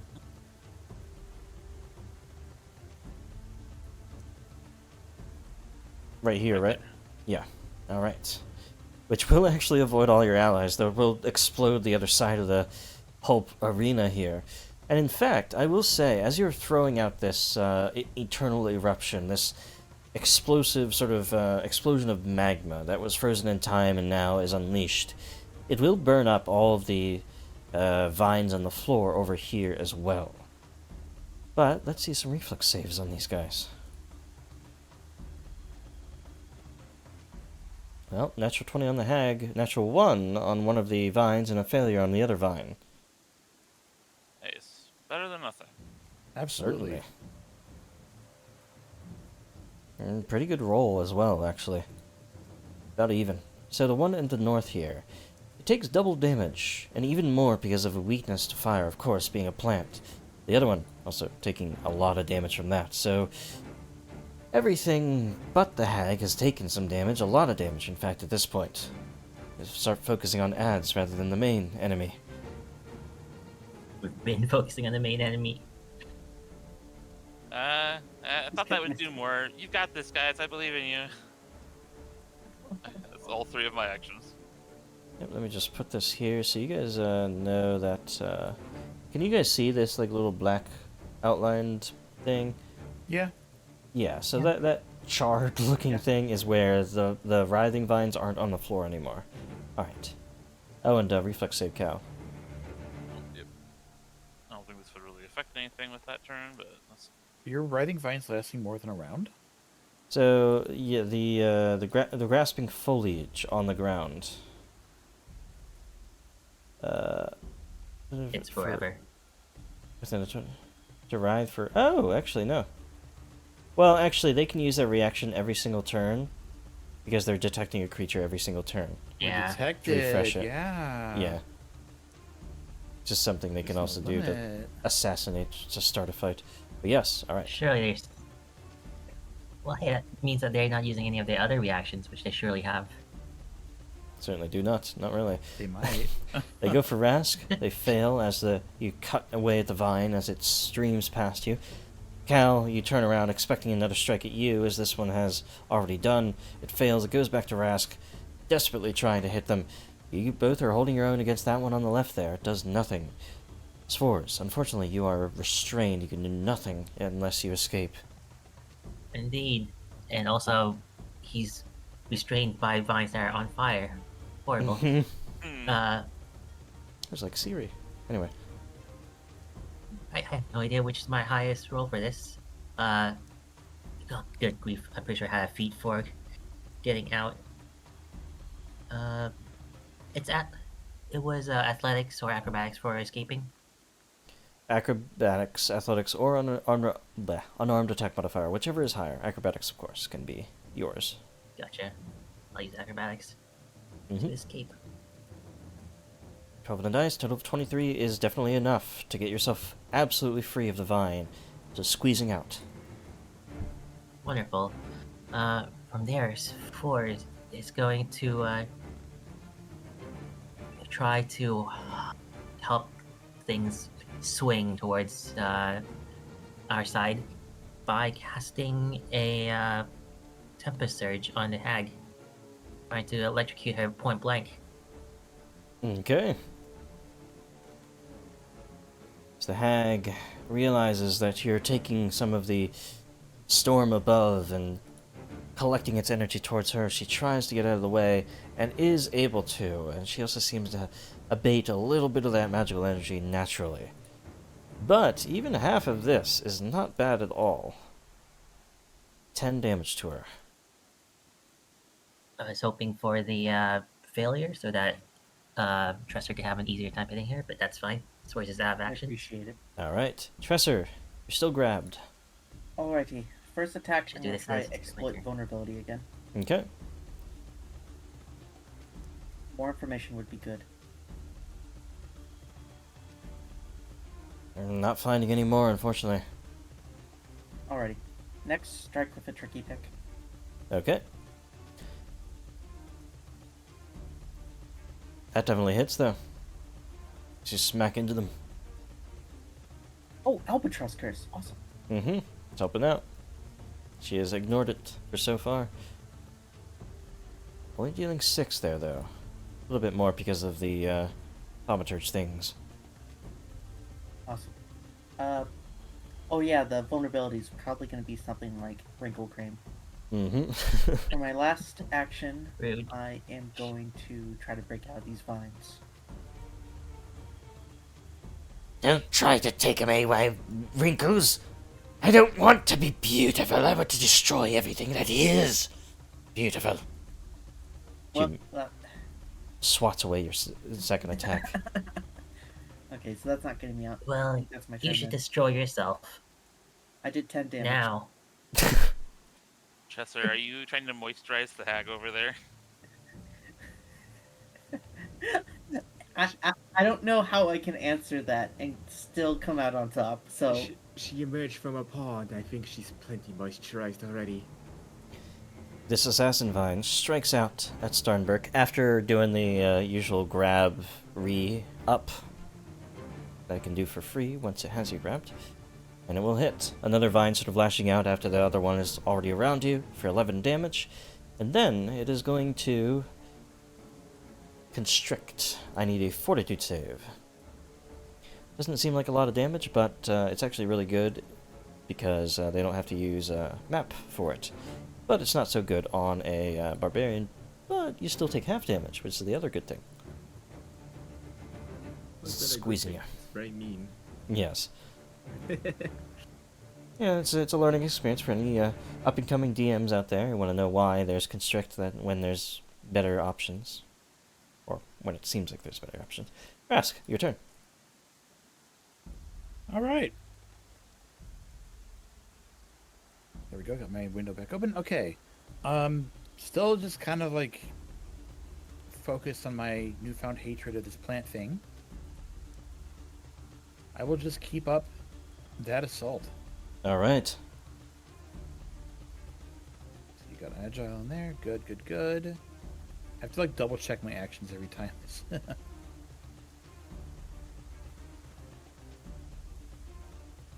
Okay. First attack, slashing. As you try. That one's a reroll. Okay. It's worse. Cool. Wasn't meant to be. Twirl around and slash with the blade in my other hand. The other one you have a better footing for, and you slash straight into it. Plenty of damage, especially its weakness. Anything else? Go for a third. Being clever using single impulses because they'll technically do more damage if you get the hit in because of the weakness. I'm not going to reroll a third attack. Yes, of course. As you try to slash in one more time, it's getting wise to your attack patterns and can bat them away with the vines as, well, much as it can. Starnberg, you're grabbed still. I'm gonna try to free myself. I'm very unsure if it's gonna work at this point. Okay. Let's see. Escape. Attempting to burst free from the vines through sheer strength, you definitely are able to, pulling her out of it. Thank goodness.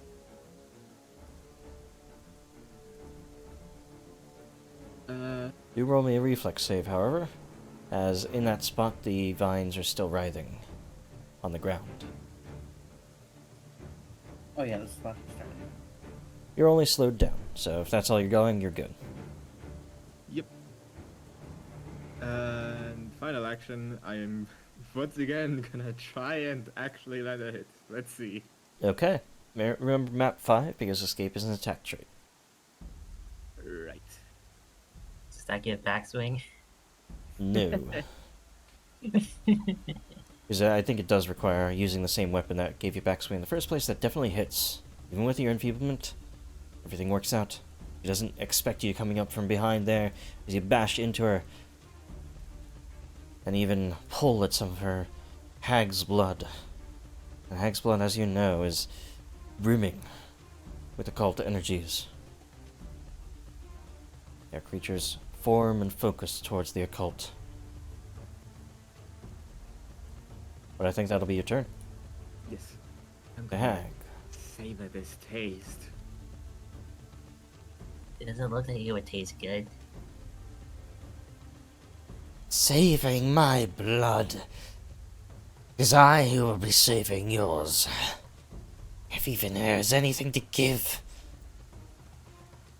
She swipes out towards Tresser once more, noticing their vulnerability, and Well- hits. Tresser. Well, I'm gonna use my amulet. She swipes out, you bring up the amulet, sort of abates her strike for a moment, she sort of swings wide. Still took 11 That damage hit there, points. so give yourself just 6 hit points back. Plus 6.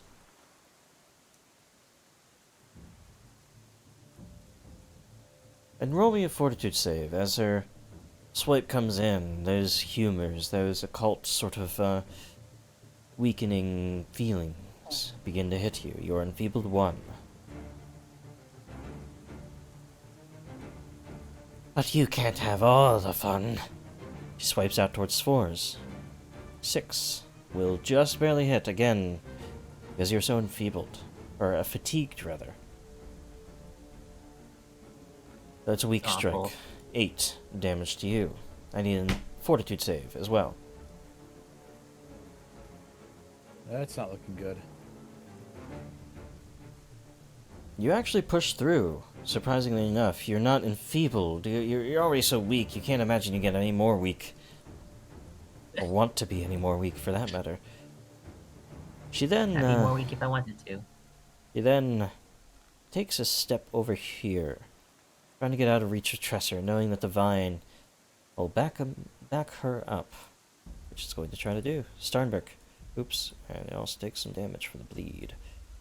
It's going to swipe out towards you with the vine, while also reinforcing Tresser's the hold they have on Tresser. It hits you, Starnberg.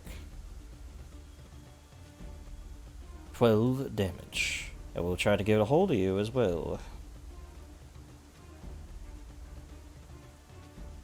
Though against your fortitude, your stature, it can't really pull you back. Can't really stop you. That'll be all it's doing. Cal, back to you.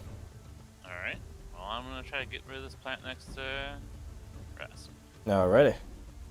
I am once again. Very jealous of their little corner over there where they just have to deal with one thing. I'm hoping you guys will get. I'm gonna do amp my cantrip again. I'm doing ignition again, but instead of heat, it sucks all the warmth out of this plant next to him. Alright. Surely I'll hit again. Hit, period. As you attempt to sap it from its strength, you definitely do. That seems to be the key here. Frost is coming early this winter. It's not prepared for it. Total of 10 damage. It's It barely should holding up. double it. Oh, yes. So I'll just do another 10. There we go. Is there another effect for critting?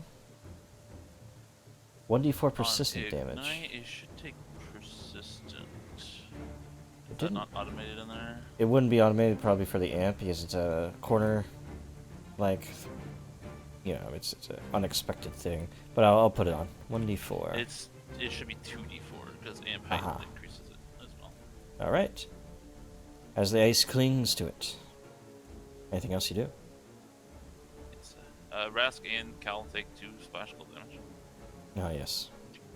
Yeah, he sort of lashes back a consent. little bit.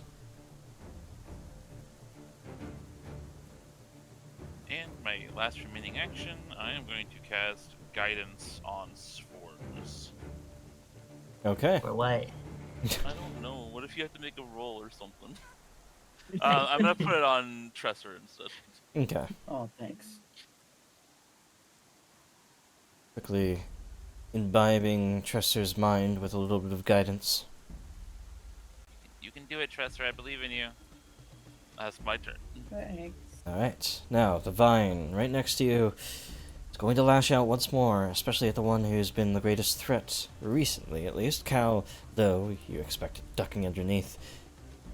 Rask, it goes for you, and again, it seems to go back and forth between, and as both of you are ducking away from it, Rask sort of assuredly nods at Cal, but you see Cal get struck at that last moment. For a desperate strike from the plant. For 11 damage, but that's all it's able to do. This is not okay. Ow. Spores, over to you. Feeling a lot of hurt right now. This plant Yep. somehow is surviving. But hey, the thing about this Force's build is that as long as he can unload all his spells before he goes down, that's about as much effectiveness as he can squeeze out. And to that end, he's going to continue his assault on the witch. He's out of Tempest Surges, but he's not out of Thunder Strikes. Okay. Burn the witch. On the witch. 7 on the dice will succeed. Roll that damage.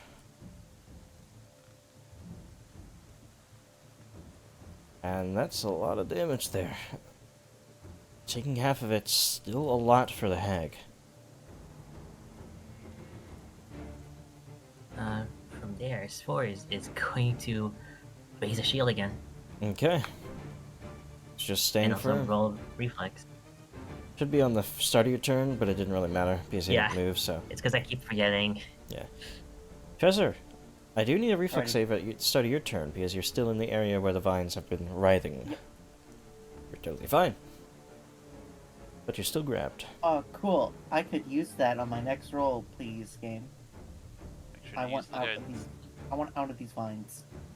If you want to use the guidance, that is. What? If you want to use the guidance, make sure to use the guidance. The counteracted enfeebled on this. Yeah, I'm gonna use my guidance on trying to get out of these vines. Okay.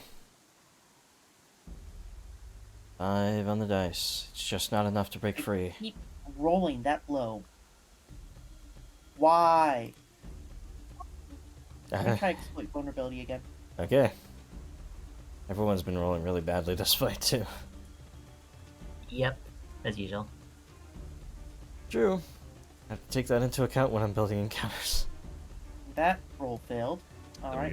That we are cursed. A So little I'm gonna bit. use my last action to try to get out of the vines of the map. Okay. That no, that's Well, at least it doesn't affect you all that much to roll a natural 1 there. Getting him out of the way. Sarnberg, ignoring this big vine at your peril, it strikes at your back. 9 on the dice will just exactly hit. Lashes into you for a good amount of damage and will try to grab. Get hold. 13 against your DC of 21, or 22 versus 21 will succeed. It gets a hold. Grabs. Will constrict as the third. So roll your fortitude there. Oh, annoying. And here you actually Luck. fail, so you take full damage as it sort of constricts around you. For 6. logically. Could I like use slashing damage to try and cut the vines grabbing me? Unfortunately not. It's counts as just a grab action. Other creatures, they do have some things like that, but these creatures don't. Oh, okay. That it does. Probably because they have a lot of vines and not just one. Yeah. Rask, over to you. Alright. I'm gonna try to finish it off with one of my icy blades. Mm-hmm.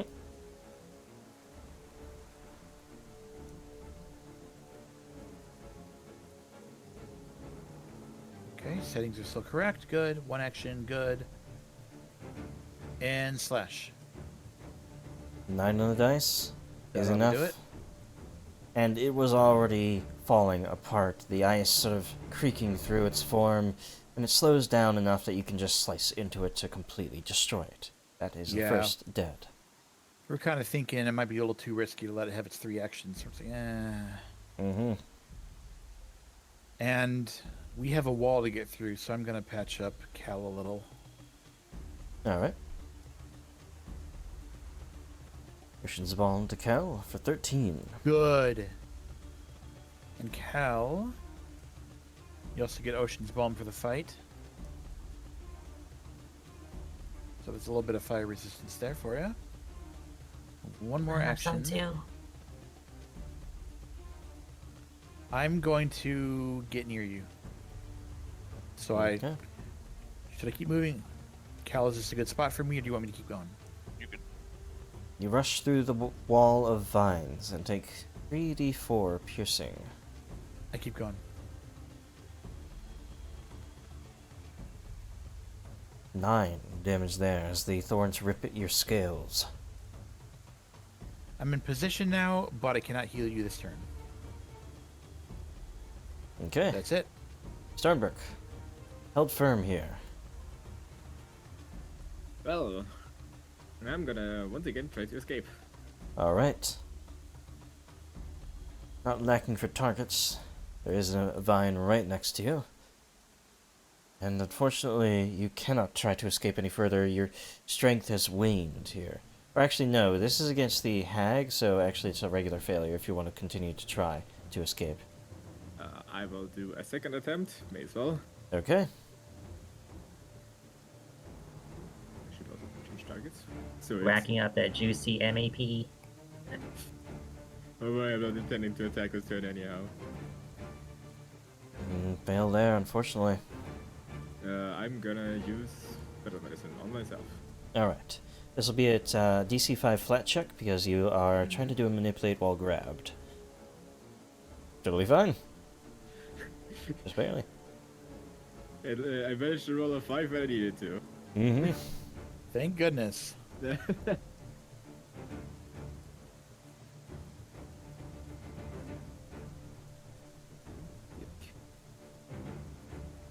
go. Healing for yourself. 14. Not bad at all. But, as we get back to the hag. Oh, the more. The more. Let me make you easy prey for the vines.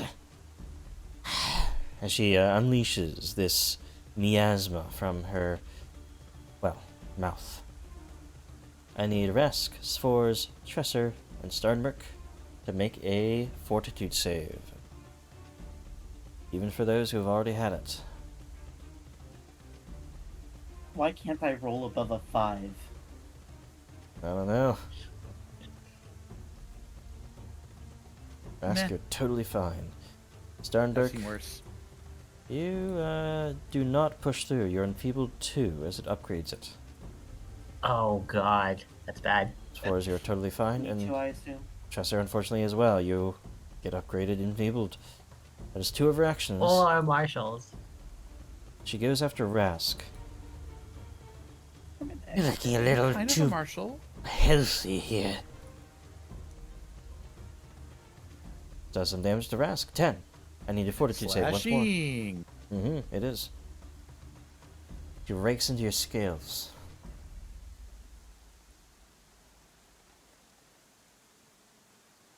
Can't believe Rask's blood is more poisonous than the hag's.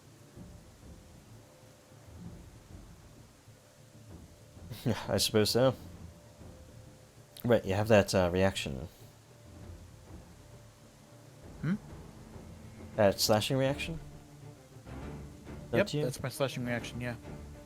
Oh, It's in the Rast chat. takes damage? No, he doesn't. Oh, okay. Rask, you just I'll have do base. So I'm thinking about this, Rask. Your salt wound.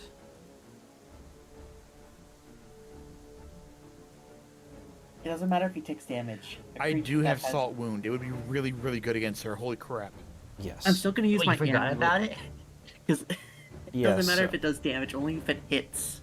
I'm gonna give Rask an extra +2 because resistances do not stack. Oh, okay. Salt Wound. Yeah.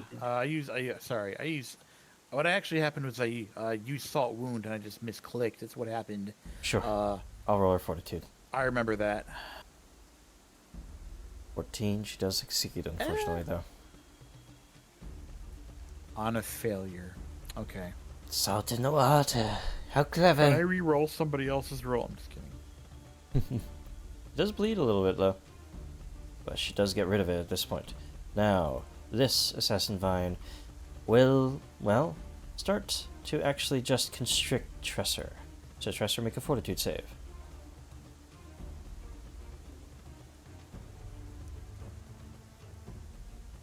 23, you do succeed, but you take half damage on the constriction. So half of that, 3. Then goes for a strike against you, as it seems to take you as its main target here. Will hit. Another vine lashing out at you. For another 9 damage there, Tresser. And then, of course, it will continue to maintain the grab. They're assassins, they go for single targets, and they stick to them as long as they can. Cal, over to you. Alright, I'm going to unleash Psyche, Alright. and I'm going to push my way through this thorny wall. Alright, you do take the 3d4. Not so bad, 8 damage there. We're lined up so good for a thunderbolt, for a lightning bolt right now. It's less than I healed you for, so hey. All right. And Cal focuses his mental energies. Now he's back on adding energy to things as he blasts out a massive wave of fire. Find the spell. It's not that. There it is. The already charred vines have another wave blasted in their direction, and these vines are not exactly the most agile. They do both fail. This breath Thank goodness. just is unleashed into them. Both of them badly damaged. This one in the north is barely holding on. Just a light touch will deal with it. Still alive. That's all 3 actions. Okay, Spores, over to you. Spores is going to go ahead and shoot his third blast of lightning at the hag. Another What the thunder heck? strike. Okay. You might actually be able to finish off one of the vines and get our marshals free. The thing Hags is, have to go Spores would not do that. Okay, Sorry. I just thought I'd say it. Alright. Going for the hag once more. Upset with what the hag has said, what she's gloated about at you. You do send another strike at her and put as much power into it as you can. But take half. She's holding up, but badly injured at this point. You have put a lot of energy into her, so it's close. Yeah. Tresser, And Oh, last yes. action, raise shield. raise shield. Tresser, your turn. Alrighty, I'm gonna try exploit vulnerability on the hag one more time. Alright. 11 on the dice. Oh Should hey, succeed. she has a mortal weakness to cold iron. Mm-hmm. Surprise, surprise. Every time. Also, Okay, what then- one thing do you want to know about her as you succeed in the recall knowledge as well? Low save. Lowest save is a tie between fortitude and reflex. Oh. Sort of Well, I'm middle of the surprised. ground. Guess she's just been getting lucky with those saves. Next I'm gonna try to get free. Alright. Oh wait, on target.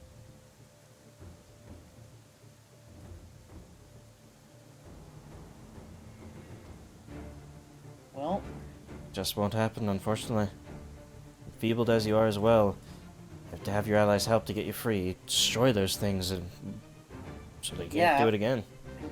I can't reach them. I Mm-hmm. need to buy more spell scrolls when I get the chance. I'm gonna try one more time because I can't do anything else. Okay. 17. 20 total. That will succeed against their DC of 19. You are Thank freed. goodness. So, Oh, that's my turn. this one here, after feeling that heat, is going to go directly towards Cal with this strike. But rolls a natural 1. The heat is overbearing for it. It just can't gather itself for the strike, but the second one will hit. Cal, as you're struck, you take 9 damage. You'll go for the grab. And I believe that Matches. does match, which means it passes. So you are grabbed. That's all that one can do. Rask. Okay, I promised I would heal Spores. Mm-hmm.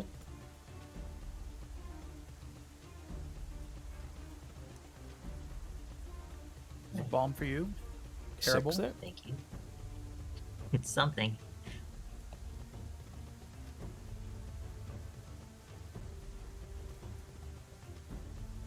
And I'm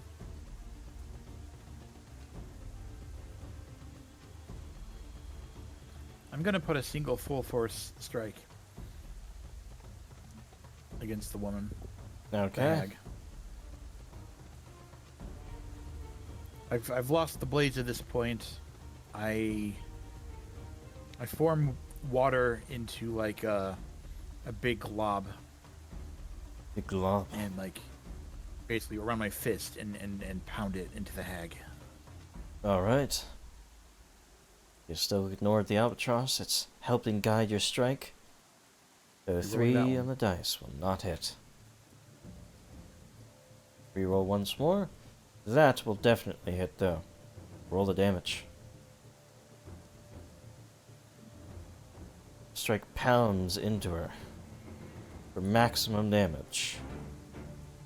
She's sent back reeling. You can move her if you want. I can't move her into difficult terrain, can I? You can, yes. In fact, if you're moving her Would straight it into the wall, hurt her? it would hurt her. Absolutely. I move her west. Straight into the wall. She takes 3d4 damage from the vines as well. Her own vines. So they lash into her. Deals even more damage, and she's not long for this world if this keeps up. That was 3 actions. Alright, Sternberg. You're still grabbed, but you have foes right next to you. You can always strike. Alrighty. I have a very particular question. Yes. Would casting a cantrip falls under casting a spell, correct? Yep. Understood.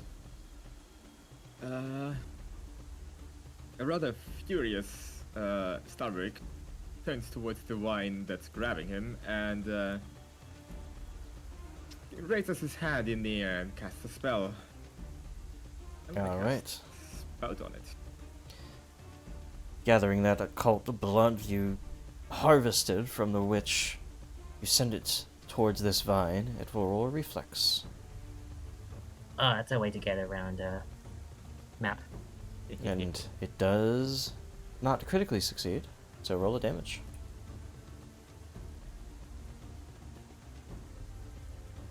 Half damage on this is exactly enough.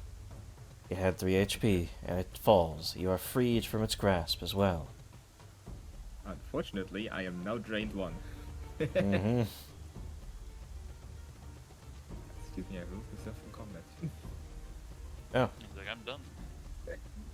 Yep, one well, I'll last just action, roll right? you and put you back to the correct spot here. After Rask. No, before her, yeah. You have one more action. My action will be to attack this vine. Alright. Big target right in front of you, this mass of vines riding out from the tree trunk there. And you do slam into it. Roll the damage. Let's do 7 slashing. Plus the bleed sort of loses some of its sap, some of its life force. But it's still holding on, just barely. It'll be your turn. Yep. On to the hag. Enough games. If you wish to die here, then I will certainly help you along the way. Slashes straight towards Spores. It's a natural 1. Something's amiss. Something's wrong. She goes for another strike. This one does hit. Stand still! Amulet. Would be 14. Reduced to 8. And you do succeed at the fortitude save. Wonderful. Hey, that potion's bomb was enough to keep me alive. Oh boy. Damn it! Where's my sister's storm? She rushes out. Or tries to, at least. She has that much movement speed. She gets into the water just about. 5, 10, 15, 25... Water, huh? Must be 10. She's not on the water, in the water just yet. She's at the edge of the water. That's as far as she can run. That'll be her turn, though. Hold them back! Vine, not really seeming to care much about the commands, is just attacking and trying to consume creatures. Does go for Rask. Rask, you are hit for 11. It goes for a grab. That is a bludgeoning, and I had my turn. Yep.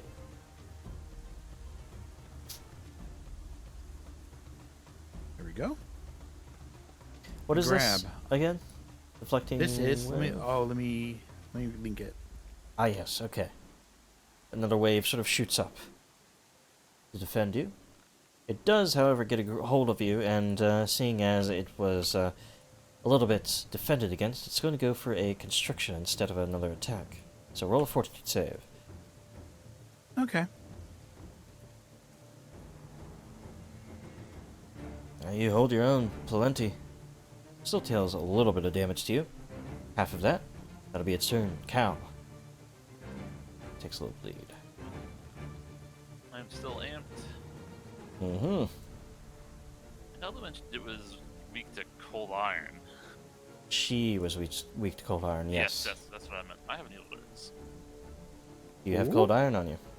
I don't think I do. Chance You of do cold have to have an iron item of on cold iron. Chester right now. Yeah. Yeah, you're right. So instead, I'm just going to do a really cold ignition. Alrighty. You might try slow. That'll work. Might just kill her with that. Actually, I'm using frostbite because it's too far away. Oh, nice. She prepares to jump into the water. You unleash this frostbite on her, surrounding her with this biting cold. He only succeeds. Take half. Take That's 7. a lot of damage. It slows her down a little bit, but she's still sort of clutching at her sides, trying to rush into the water, loping into it desperately. Anything else? You guys can do it. I believe in you. And I'm going to use...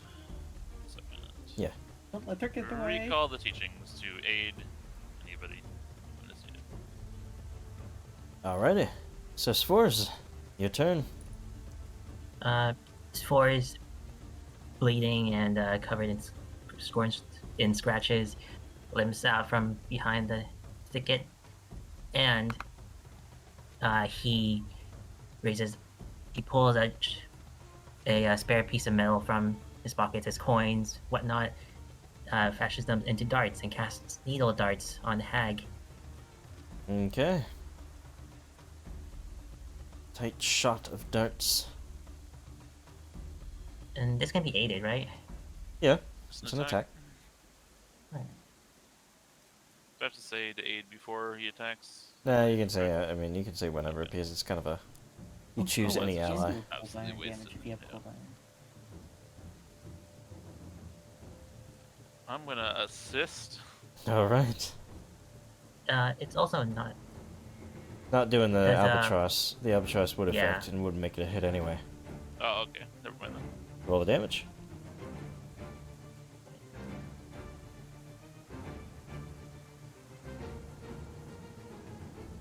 As the darts spatter against her back, she sort of struggles to move forward a few more steps. To be slain by the outcast of outcasts. I hope your allies start asking questions. She falls face first into the water.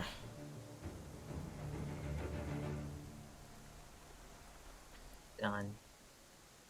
Tresser, you have a chance for revenge against this vine.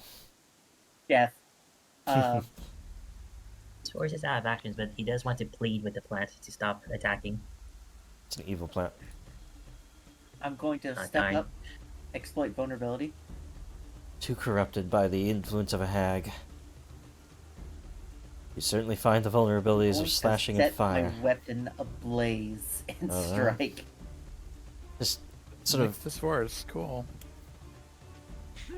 quickly oiling it up and then slashing against your flint and then slamming it straight into the center mass of these vines, setting the whole thing ablaze and shooting up the tree as these vines sort of make that Stupid. their home.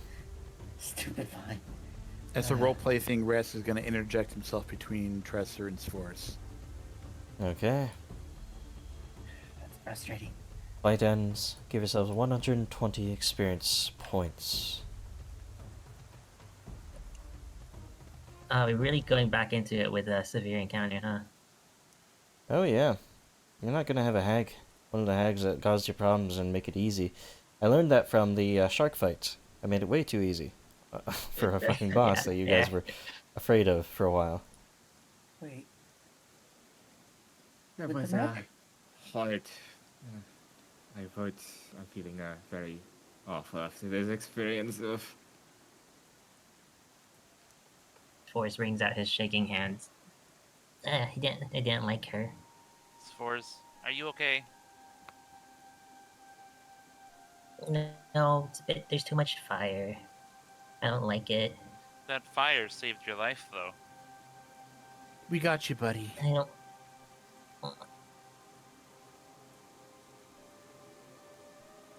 Stubborn just like leaning on his cane and looking down towards Force.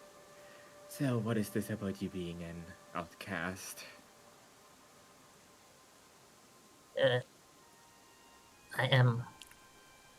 Well, there are more kobolds like me up here. You know, I guess.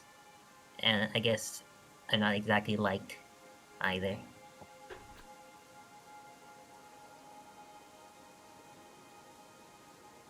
And Like, I, it's a bit like what Tresser had going on when he was still be on the run from. So you were kind of like Still boss. the town drunk. Mm, not really, not like that. But it's not a big deal. We're all friends here, right? Absolutely. I don't know, it seems like kind of a big deal to me. We're all friends here, and you can confide in us anything, and we'll be here to support you. That's what friends do. Yeah, that's nice. It's nice to hear. I'm glad. So, what did you get kicked out for?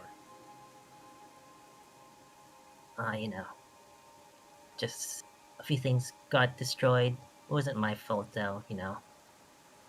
Like I said, a lot like what happened to Tresor.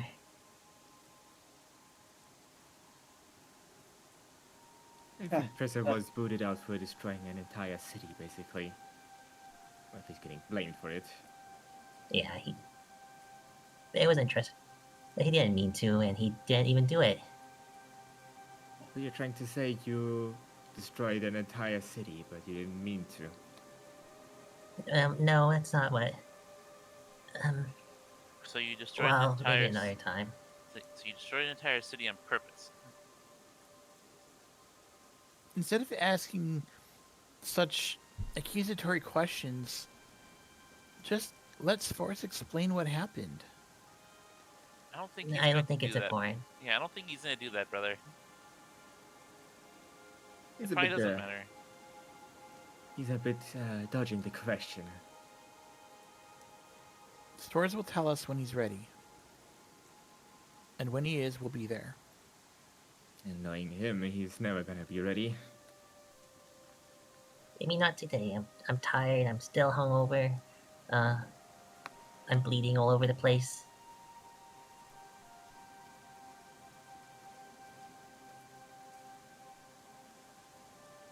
Okay, I understand.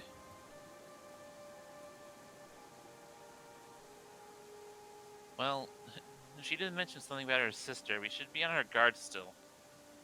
There were Yeah. 3 hags, right? 3 that we know of. Hopefully that's it.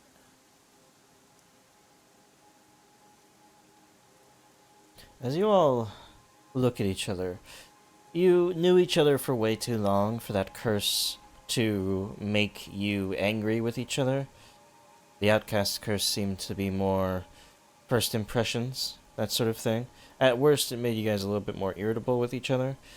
But all of a sudden, it seems a veil has been lifted with the death of this hag. Cal, Tresser, who was it? I forget. Sternberg, Cal, and How Rask. Oh, Rask was Rask. one of them? Okay, yes. Oh yeah. Okay, yeah. I was I sure do mixing. love how killing people really brings us together.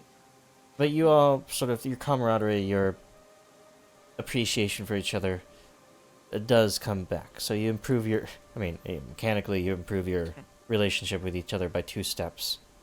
Whichever direction that. Well, how much of steps that means, who knows? But at least you weren't hostile with each other. Oh, two more conversations and we can like get married. I'm not ready for that. I'm gonna start making diplomacy checks to keep those low enough. Mm. But She said this was a curse of the outcasts, though, right? It makes everyone who wasn't already an outcast an outcast. Or You know what this something like means? that. No, I don't. It means that you're not an outcast, Rask. Everyone Oh, accepts you for who you are. Well, at least normally, when you're not cursed. I was never an outcast in town. I was just the awkward one that didn't really make friends easily. Like the one who looks a bit More- fishy. I'm More not a importantly- fish. More Ugh. importantly, we all accept you for your funny ears. But Yeah, fish don't have ears. my ears aren't. Oh, I get it. You had me going there, Spores.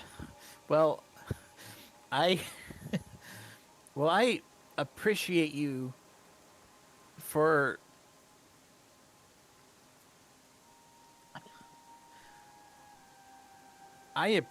you for your extremely unique personality. Wow, I'm so bad at this. I certainly appreciate you for not killing me back then. Okay. I appreciate you for not killing me either. Oh, we all appreciate each other for not murdering one another. It's such a touching moment. That's what friends do. I'm gonna check out if this hag had anything on her. yep, certainly do find a few things. I believe you can double click to loot. ooh, spell scroll. Oh yes, horrific. The spell obvious scrolls psychic weapon. for me. Chad's in pain. Oh no. Not a combat spell, but nightmare could be good if you know we're coming up on someone. Cal's gonna see the staff and he's just gonna. Like if we had it against the scale boss, assuming he's not immune to being fatigued. Oh wait, he probably was.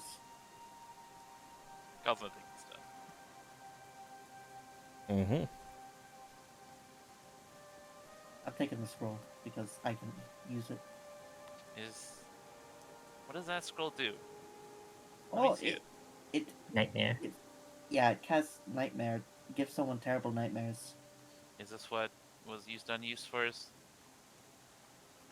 Probably not the same one because scrolls are single use.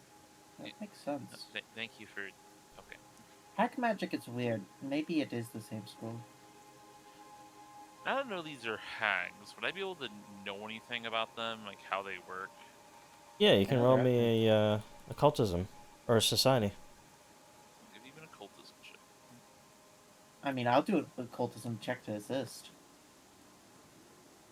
All right. Or even to know myself. Well, you do. Yes. What do you want to ask about? What are you trying to get at here?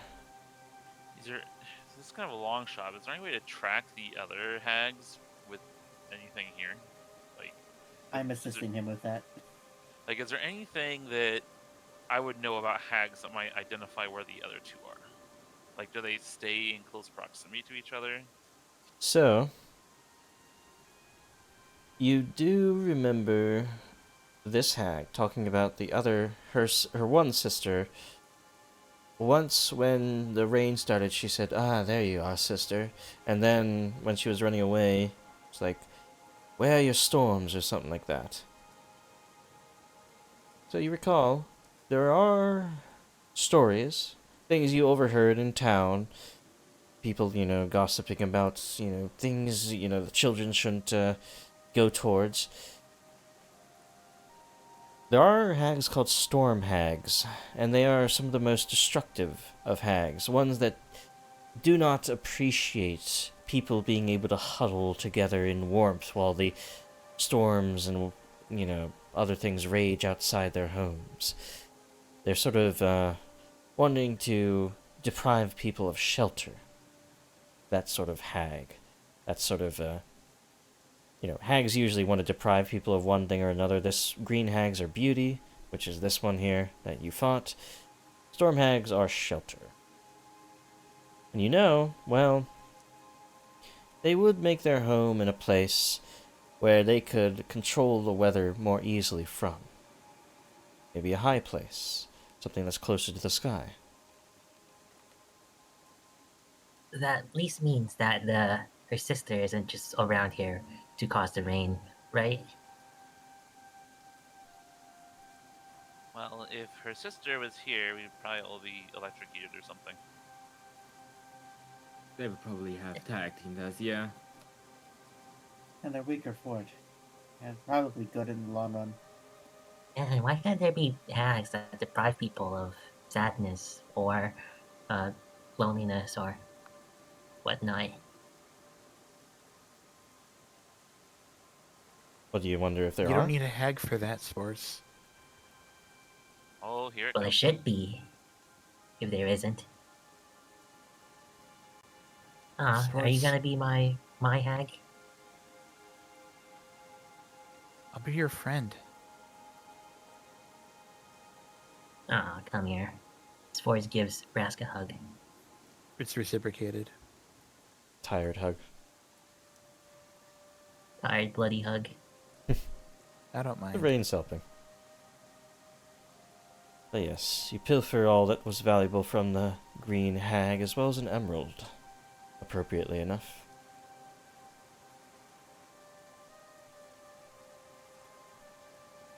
But at this point, you're not sure precisely where to go. You don't have a precise path.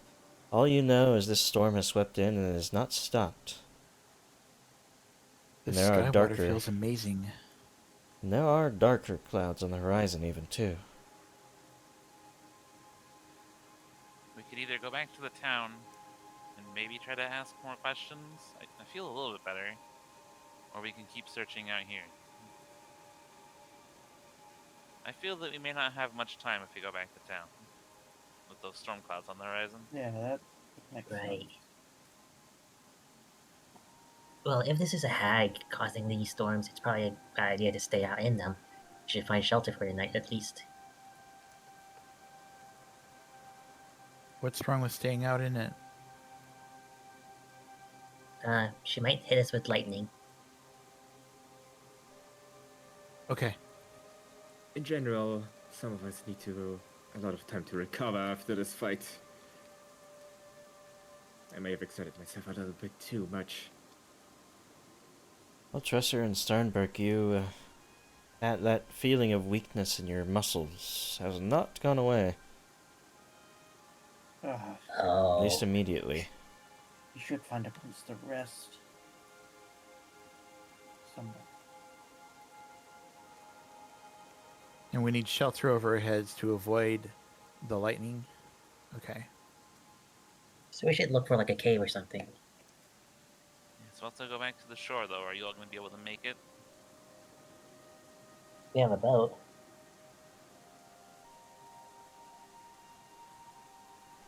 What are we waiting for then? Alright. You guys all clamber onto the boat or swim.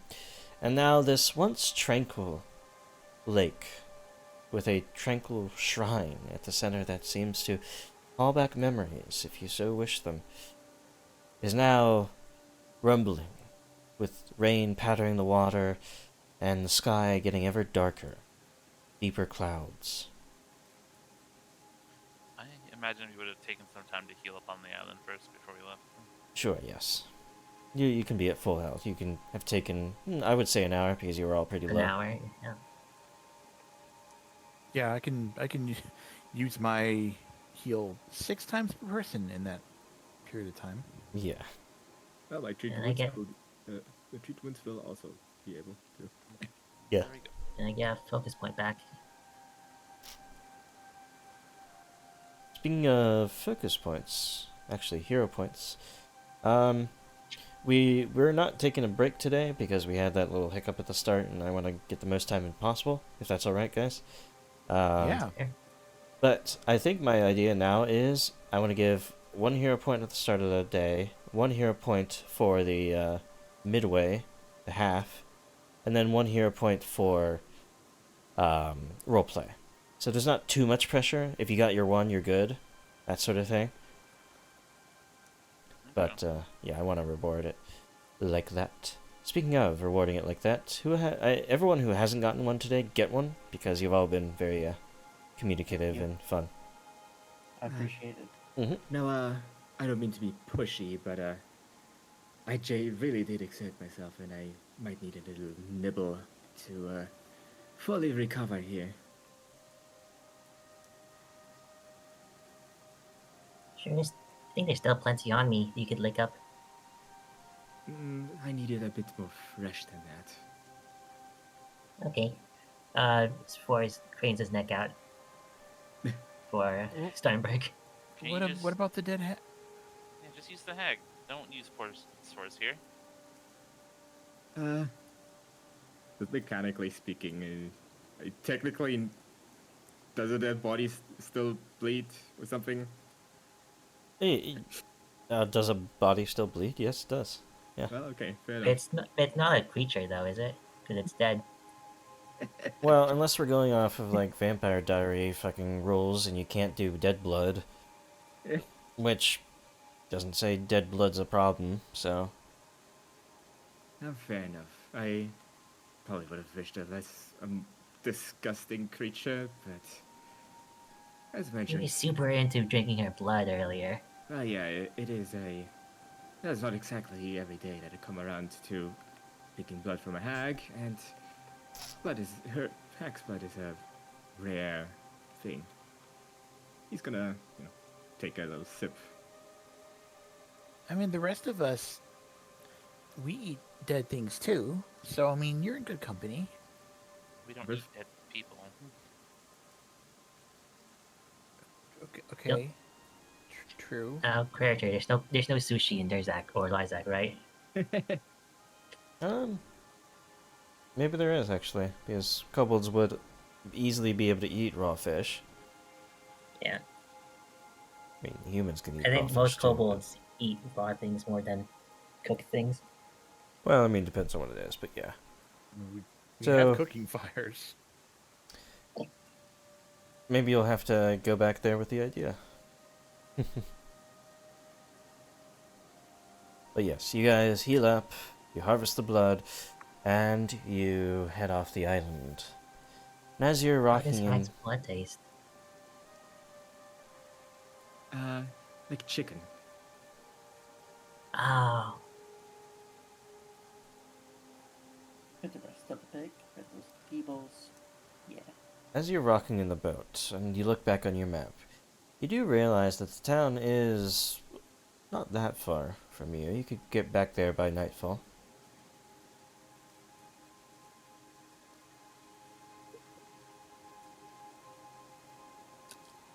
That could be a good idea. We could go to the town.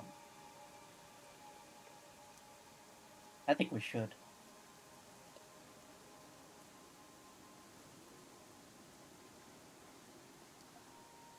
Any other options? Or any other opinions, I should say?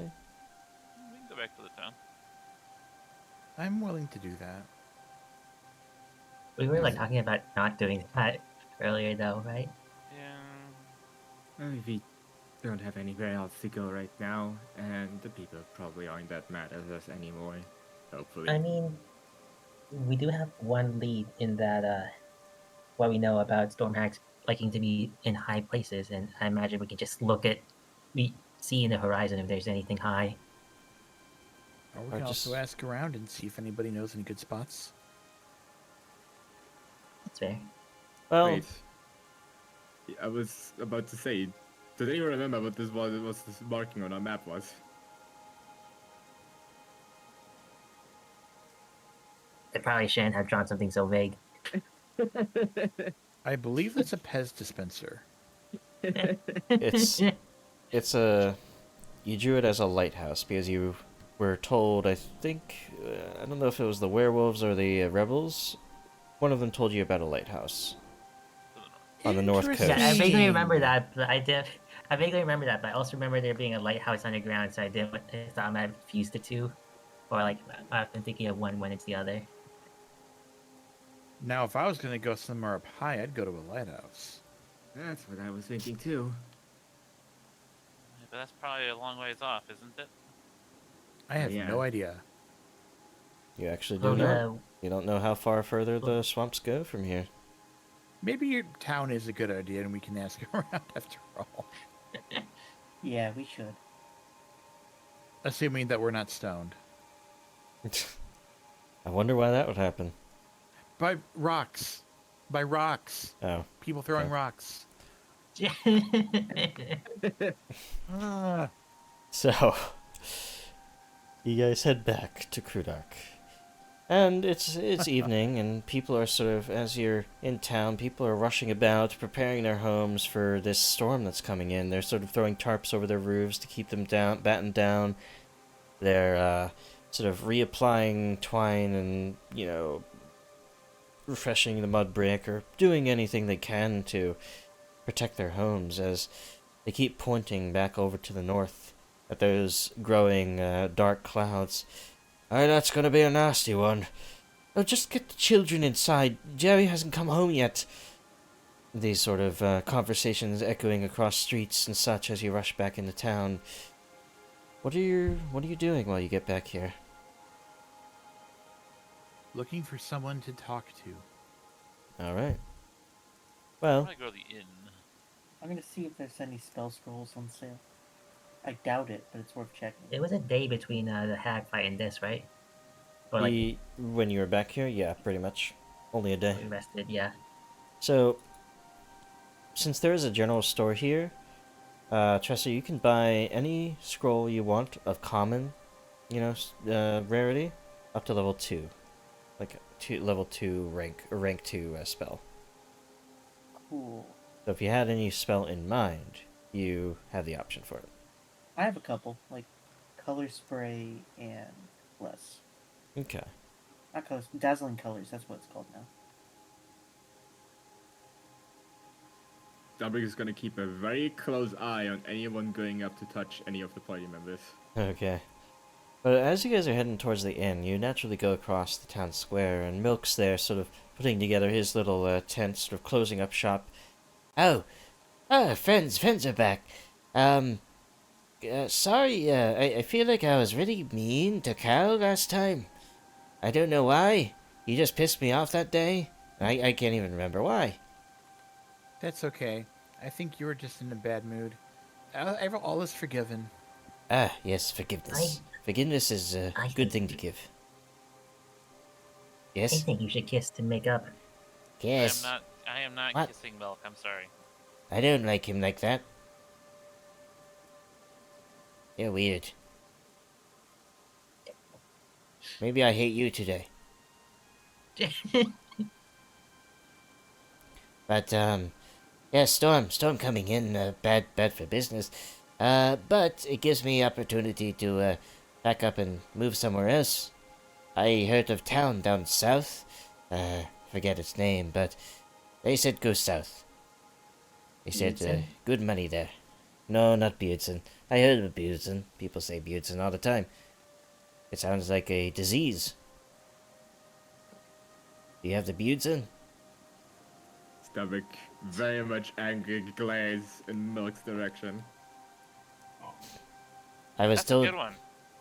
there's short people like us there to the south as well. Humans here don't really like them. It's like the short one across the street.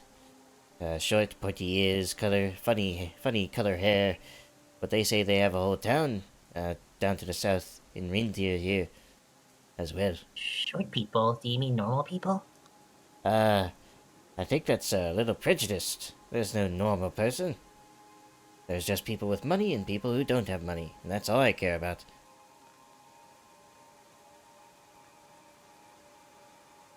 But yes, maybe I could look for something for you guys. If you're looking for any materials or something like that, maybe I could stock up my store for it next time you see me.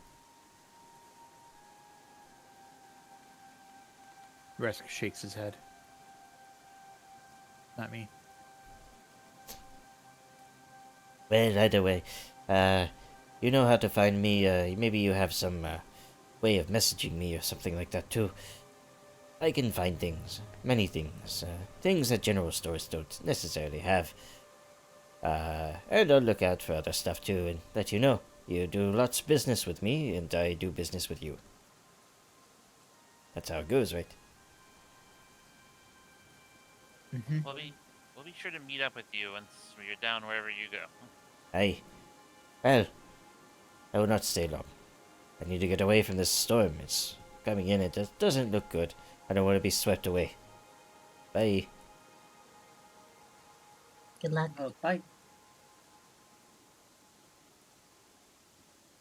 And Milk disappears into the horizon with a little cart. So, yeah, if he wasn't as useful, I'd be twisting his neck around for that comment. Be nice. I will. Just, hypotheticals.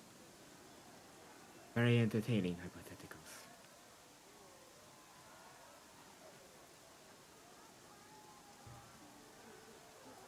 So, Oh, let's look for some locals. you're Or headed to the tavern, I'll be able right? to talk. Yeah, probably. Alright. You head back to the tavern, where you had basically been kicked out of before.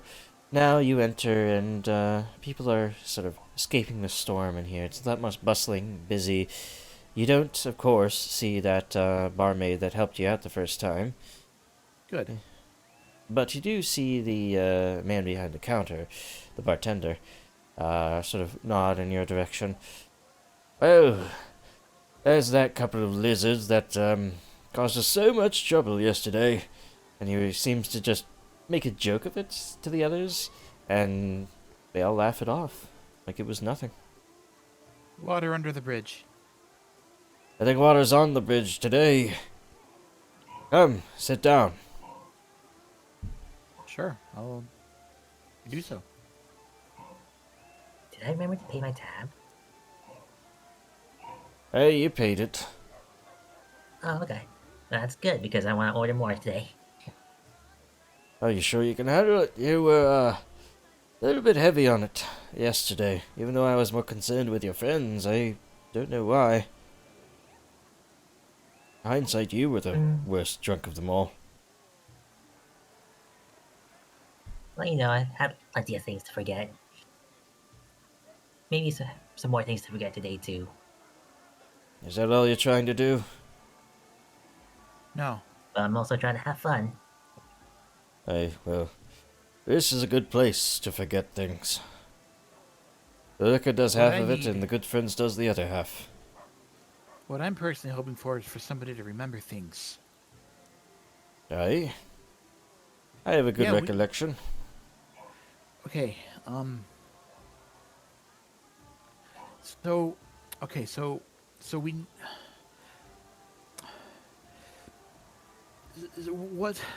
What's the highest place, in the local area? Well, in town, that'd be the Palisade up on the hill. Outside town. Outside town, well, it's all swampland. Except, well, I guess the coast is a little bit higher up. It sort of does this weird thing where it, either, something about the fault lines. I shouldn't know about anything about that, but anyway, the rocks are bigger on the coast than they are inland. Yes. To the north. Is there a lighthouse nearby? Around there? Lighthouse, I suppose there is one, but, it's not really in use anymore. Not for a while, at least. Perfect. I think we have our target. Oh. You want to be lighthouse keepers? Yes, no. Lighthouse saviors. No, not that. lighthouse. We're gonna destroy a monster. Oh. Well, that seems like a big deal. We're Well, there's monsters everywhere. big But, deals. well, you see the storm? We think a hag might be making it, and we don't want it to keep storming all the time. So we're gonna go kill her. Well, it rains a lot around here, and certainly quite a few storms roll in from the coast up north. Well, this one it does look like a bad one, though. If you think a hag's causing it, we'd all be happier to not be sitting this storm out. If it already rains a lot, that would just make it easier for somebody to force the weather to get even worse, wouldn't it? I don't know anything about that. It's Druids, mostly guesswork. I guess. I'll take your word for it. But the hags are real. And they've been causing problems in the town. Like disappearances. Disappearances, Right, the kids. I mean, I never noticed anything myself, but people come and go in this town all the time. People do disappear from town, and we just think they move on. And it seems it's very possible that the hags might be related to this. After all, they seem to have a way to curse people with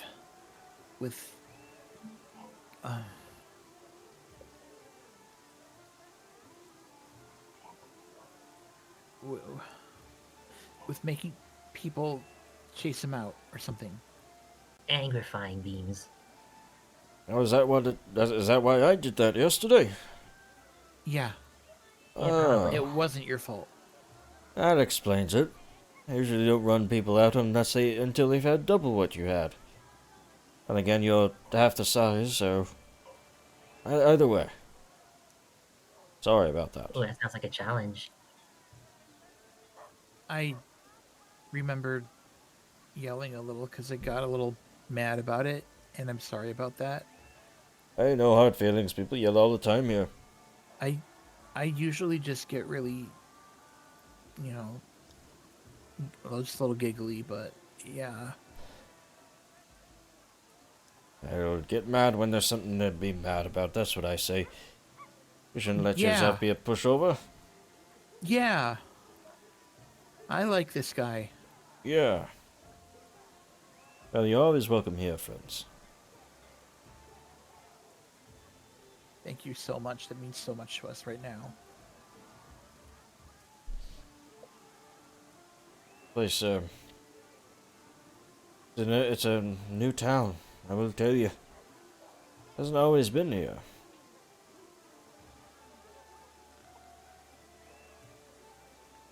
What made people want to settle around here? Everywhere else was worse, or getting worse. I mean, up in the highlands, people lost their herds. The herdsmen came down here to have a different life. It all got over cultivated or something like that. Something drove the highlanders out, and they don't really like to talk about it all that much. Some say wyverns are up in those mountains, stealing cattle, making it too dangerous. What are those? Oh, kind of like you. They have scales, but instead of arms, they have wings. And they're big, like a house. The kettle? Oh, no, the cattle are, they're things with hooves. They're black and white. Sometimes brown. But yes, that's not something I've heard too much about. That was a while ago, actually. Decades ago, really, is when most of the clansmen up in the highlands came down here. Fleeing from who knows what. Different stories from each and every one of them. They were so disparate and separate from each other, they didn't have a straight story. But, yes. I mean, there were also the fisher folk of the south. Came in here after the gnomes kicked them out. Gnomes? Aye. Short, like you fellas. Though they are fleshy, like us, and have pointy ears and funny hair colors. Oh, okay. Yeah, we okay. I saw one. Okay. Aye, the fisher folk said that they came in off the sea one day and moved on in next door. They're excellent with the harpoon, and well, the few fisher folk down there didn't really have any way of putting up a defense. They outtraded them, they outfished them, and they weren't going to fight them. That was going to be a losing battle too, so they just had to leave as well. Came up north here. Well, it's a decent place to live anyway, with all the moisture around, so I can understand that. I mean, decent if you think squabbled homes. Well, we make do, I must say. People There's came some from really all nice over. homes around here. I like them a lot. Aye. They're a pain in the ass to keep a hold of and maintain and repair, but again, they get the job done and they keep you dry and warm on the inside.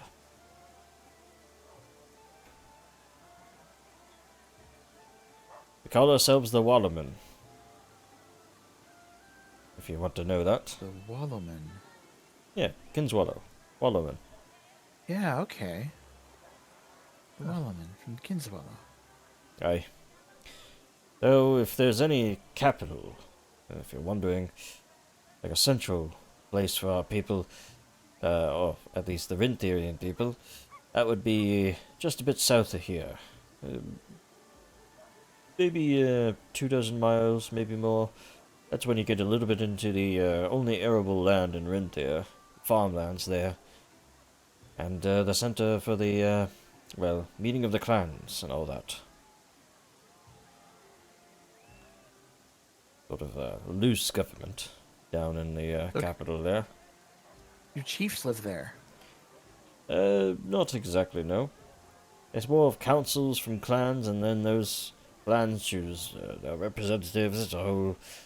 I don't really care about politics all that much. As long as How there's... many people live up here? No, lots, many. There's a couple thousand even in this town. 1,000. I think there's 10,000 in the capital. A couple thousand gnomes, I think. That's about it, though. Rask's eyes just kind of go wide, and his mouth moves as if he's like whispering things to himself in shock about these big numbers. Aye, but I hear that across the mountains towards Beardson and those lands, you get tens of thousands of people everywhere. Farmlands, just all across the landscape. Cultivated. We live like wild men, they would like to call us. But we live free and there's plenty of space for all of us. If you can tame the land.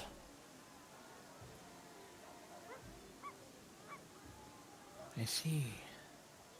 This is really helpful information. Aye, you do best to write it down.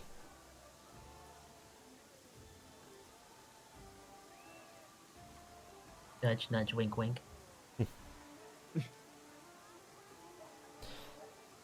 Aye, but dry yourselves off by the fire. We'll bring you a few drinks. I think I know what you like already. And, make yourself at home for the night. At least, rest for the storm. And, we'll talk prices after. I'm sure you can all fit into one bedroom. I don't see why not. So, he goes off and handles other guests, giving you guys time to discuss things.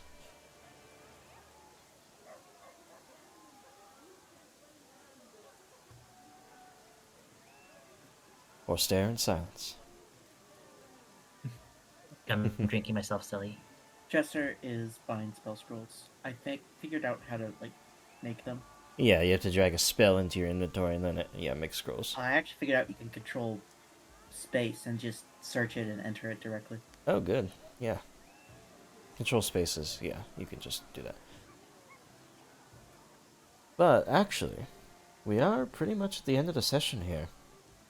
So, already? I mean, we had a little bit of a hiccup at the start, but And that was a long fight, too. I think, though, without the hiccup and maybe with fights that have less irritating mechanics that just prevent you guys from doing anything most of the time, the fight will be a little bit faster. But I thought that was a pretty appropriate fight, pretty fun fight, pretty thematic as well. Good enough. Sure. For sure. Lots of character stuff as well. Oh, Can you yeah. do something about this annoying dice roll mechanic? I keep failing with it. Well, I hear that with time it evens out. But yes. How much Can we just time? make it so the enemies can't hit us and we always hit the enemies? Well, maybe. But then I'd be yawning all the time. But make sure that you can got make the up for it. 120 You can experience make up for for it that. with extreme encounters. Oh, it hasn't actually updated on the stream here for the party XP. That's weird. It does the HP and hero points for you guys, but it didn't do the party XP. I'll have to fix that. But, yes. Thank you guys for watching. I'm back at it, and sorry about the little hiccup at the beginning. It's a little bit annoying that happened. But I figured it out. Apparently, if you reduce OBS in the volume mixer to 0, it also doesn't take in any audio from any other program, which is kind of stupid. But, yeah. I don't know why I did that. But apparently that's actually what it was, and I didn't really need to restart. I was just afraid of being sound blasted by that weird I have to figure that out. I think I can test subscriber notifications and see if that works. I'll just keep my headphones off me for that. But yes, thank you guys for watching. Darkrian, thank you for always being here. And, Chris, you stream? Yes. Hold on, I'm having some keyboard problems. No problem. Yeah, hello, I am Captain Kobold, or Chris, and I play the player of Rask, and I stream at Captain Kobold on Twitch, Tuesdays and Wednesdays, 7 p.m. Eastern. Doing a lot of puzzle and indie stuff lately. It's been so fun. Who are you the captain of? My destiny. That's the spirit. But yeah, thank you guys for watching, and if you like the maps, they are all, well, besides these like canvas maps, I just steal them off of the internet, so I have something in the background. But, yes, maps are on my Patreon. You've seen it above me, up there, you know. Patreon.com/KoboldDM. I do have a new deal, 20% off if you sign up for a year. And if you're running Kingmaker, you'll probably run that for a year. So, pretty cool. That's a pretty good deal. Mm-hmm. But yeah.